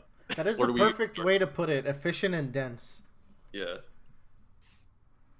Like, there are some games that I feel like after 4 or 5 hours, the game would have just felt like it started, kind of. But with this game, like, in that amount of time, you've had, a fulfilling experience. It's so This game, you're playing as a swordsman. You can slow down time. You can slash enemies. Everything's a one-hit kill, but you can reflect bullets. You can roll with the iframes that you have to learn, and you have some air slashes that have different mobility options, and that's pretty much it. Yeah, like within the first 2 or 3 chapters, you've seen almost all of the gameplay mechanics and enemy types you're going to see, um, which is perfectly fine because the game shines with its level design. Holy shit. Each room is really fulfilling, and then you run into certain rooms where it's like, oh man, I had so much trouble with this room, but oh man, I cleared this room really easily. So like the rooms have a lot of personality and thought put into them, and they just all end up being really fun. Yeah, like there were multiple times in our playthrough where I'd beat a room and I'd turn to Willer and be like, "Holy shit, what a good room!" And we'd talk about like why a room is good. Like, oh, because this guy is here, you can't just slash repeatedly. You have to throw this and jump over this guy. Like, oh my god. It's so because of its 5 hours, like that, it's like a 5 hour game. So that limited move set is used to its potential. The enemy types are really good. There's not that many of them, but they all serve a purpose. And even these generic repeated enemy types get like fleshed out with little conversations in the background and make Strong you Terry and Skinny Ricky's, man. oh man, So good. Rest in peace, Strong Terry. Never skip leg day. never skip. Something about this game that I feel like most people don't understand when they just see like a trailer or something. We played this on the Switch, but it's also on PC. And in case you were like on the edge about picking it up, there's one thing you need to know. It's got a really, really good story, and it has phenomenal storytelling. Yeah, like just from trailers, I thought this would just be like arcade style run around and slash, but like by the end of the first chapter, I was like, oh my god, I want to know what's going on. And I don't often play games for the story, but I don't know, something about it. I love that I don't know why I love this so much or why I got so engrossed into it. The writing is just genuinely good, where like the dialogue is snappy and efficient, and the dialogue choice system is one of the best I've ever played, where you can interrupt a conversation and it leads to different effects, but even if those effects aren't that different, it just feels good to talk Yeah. to people in this game. I don't know how they did it. The dialogue system is great. He talked about the interruptions, which the fact you can interrupt and the fact that you have these multiple dialogue options make the conversations feel organic because one, you're on a timer, so it kind of has that real feel like I can't leave this person hanging, like I kind of have to say something so I don't seem rude, but you're also weighing what to say. It's because it's like if I genuinely like this person, I don't want to come off across this way as opposed to this way. Like it feels like I'm really talking to these characters, and it's amazing.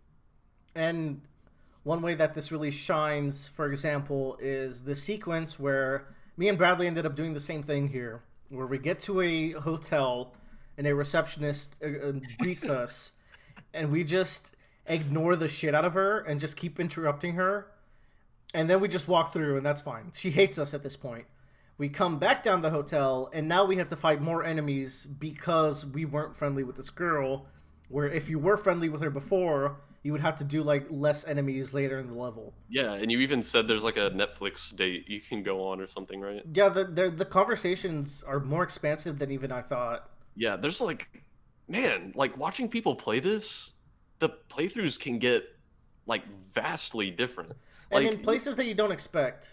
yeah, like you'll still hit all the main story beats because it has a specific story it's trying to tell, but like certain interactions with characters went very differently for Yeah. different people. Me and Brad, there's a secret boss that me and Bradley didn't even know about. It looks insane. And man, like as far as the dialogue system and even the combat, the game knows exactly when and how to subvert these gameplay mechanics to give a scene way bigger impact, but I won't spoil how it subverts them. There's some moments in this game where you're like, oh fuck, we're doing, like, they spice up the gameplay and you just get thrown back. And with such a tight, short game, it's like these moments are not few in between. And like you were already, it's paced so like you wanted more of the same thing because you weren't tired of it yet.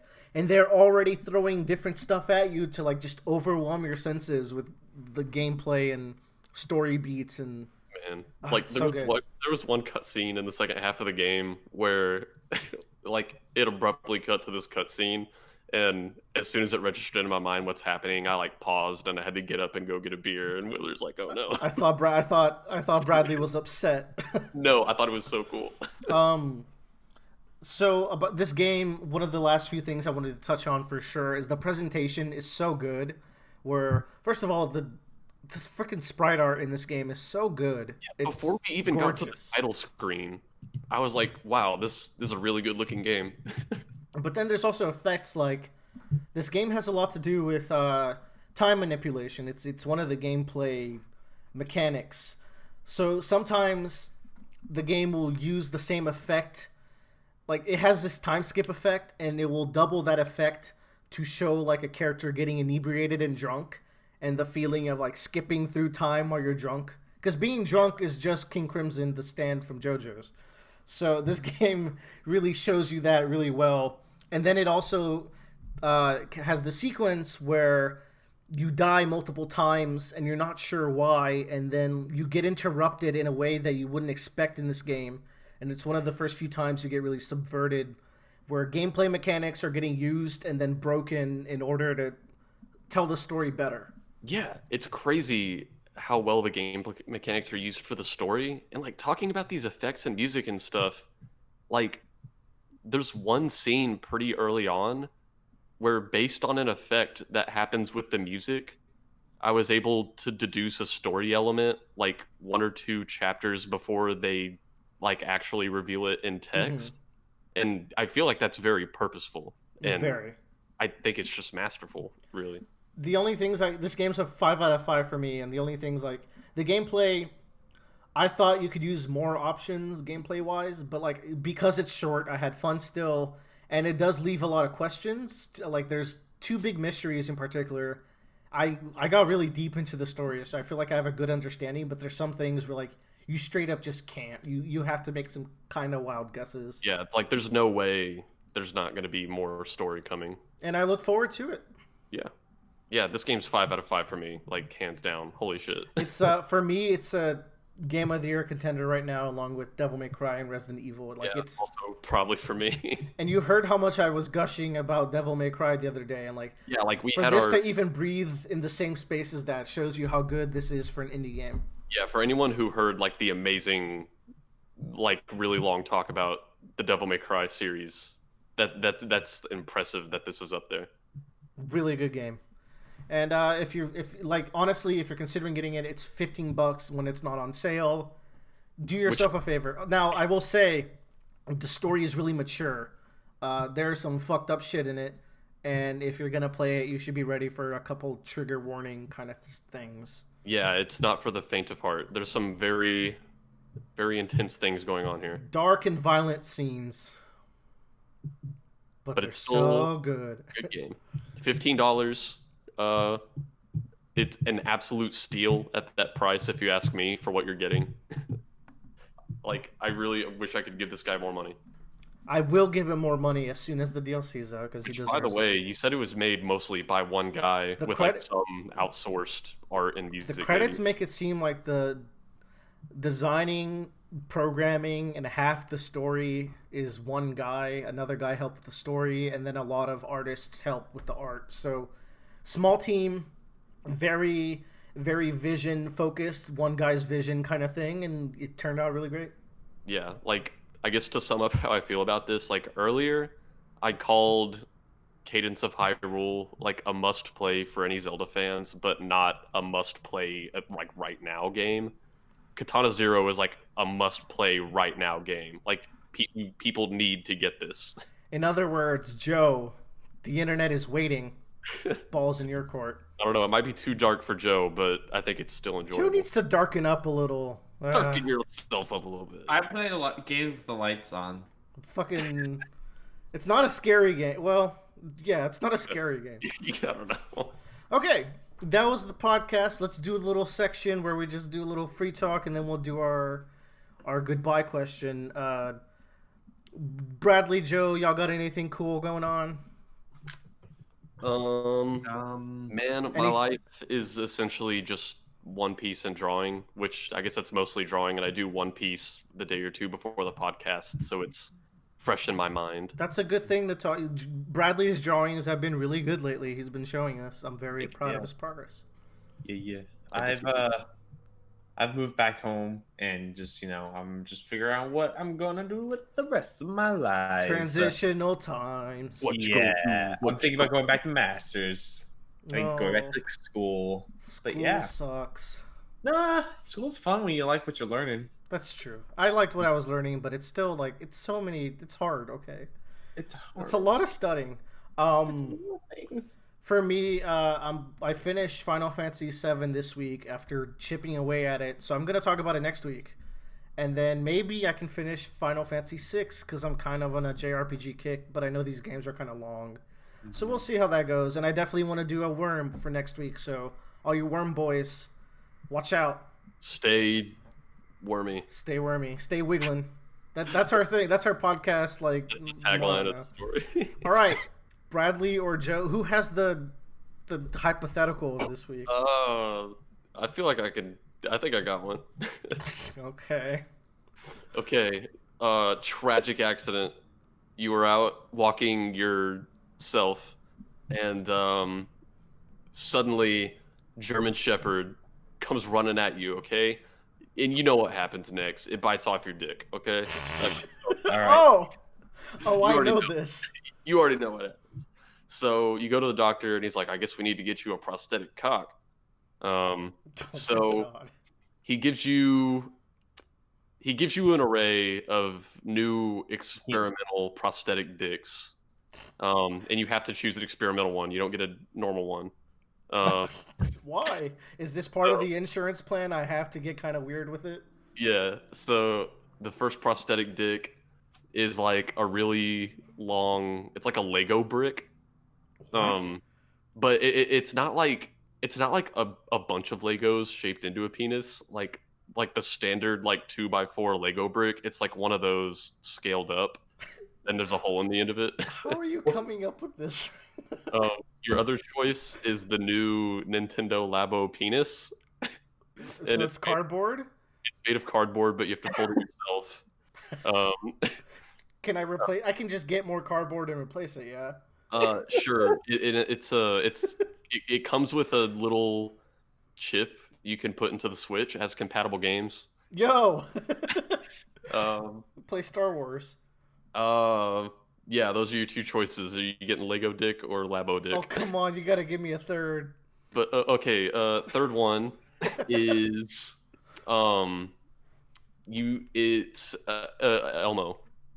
What do you mean? Elmo? It's like a little Elmo without any arms or legs. It's like a cylinder with Elmo's head on the end of it, Oh, and so it's a Pez dispenser. You're giving me an Elmo Pez dispenser. kind of like that, except his head is Still like furry. oriented upward, so he looks at you while you're peeing, and he can No, that's exactly how a Pez dispenser looks. yeah, and he can talk, but there's a hole in the top of his head where the pee comes out. It doesn't come out of his mouth? No. Okay. Oh God. Joe, you first. Can I go with no penis?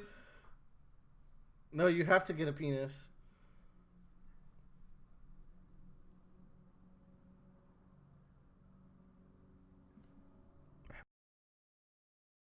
Cut out. Oh God, my internet died. Joe was about to answer, so Joe, please tell us your answer. So after much conversation, and being told that I would not lose, You lose no sensitivity. Like it'll still feel like a normal dick when you're doing stuff. yeah, I'm gonna go with Lego dick. Very nice. But then that texture is not up. It might feel sharp for the lady women's. Yeah. No. Here's what you do: is you get some of that like baby proofing stuff, and you put it on like the edges. Like No, I got it. You're wrong. Okay. This is wrong. What you gotta do is you gotta get the cardboard one. But because it's Okay. cardboard, you get to customize it. I can just get new peripherals. That's the winning one. I got you, Bradley. you can also laminate it. I was gonna say Elmo because You have a little buddy you can talk to, and also whenever you're doing it, he can give cunnilingus while you're doing it. No! It's like double whammy. Bradley, I didn't know Elmo had a conscience like down there, like he's alive. He can talk to you. Like when you're peeing, he'll be like, I think he was gone during that portion when you were talking about.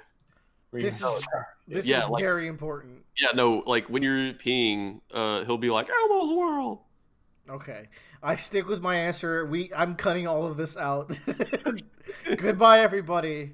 Let us know in the comments in the email, the roundaboutcast@gmail.com, which of the three you would choose. Send us your questions so we can finally do Tyler's mailbag. Never. Never.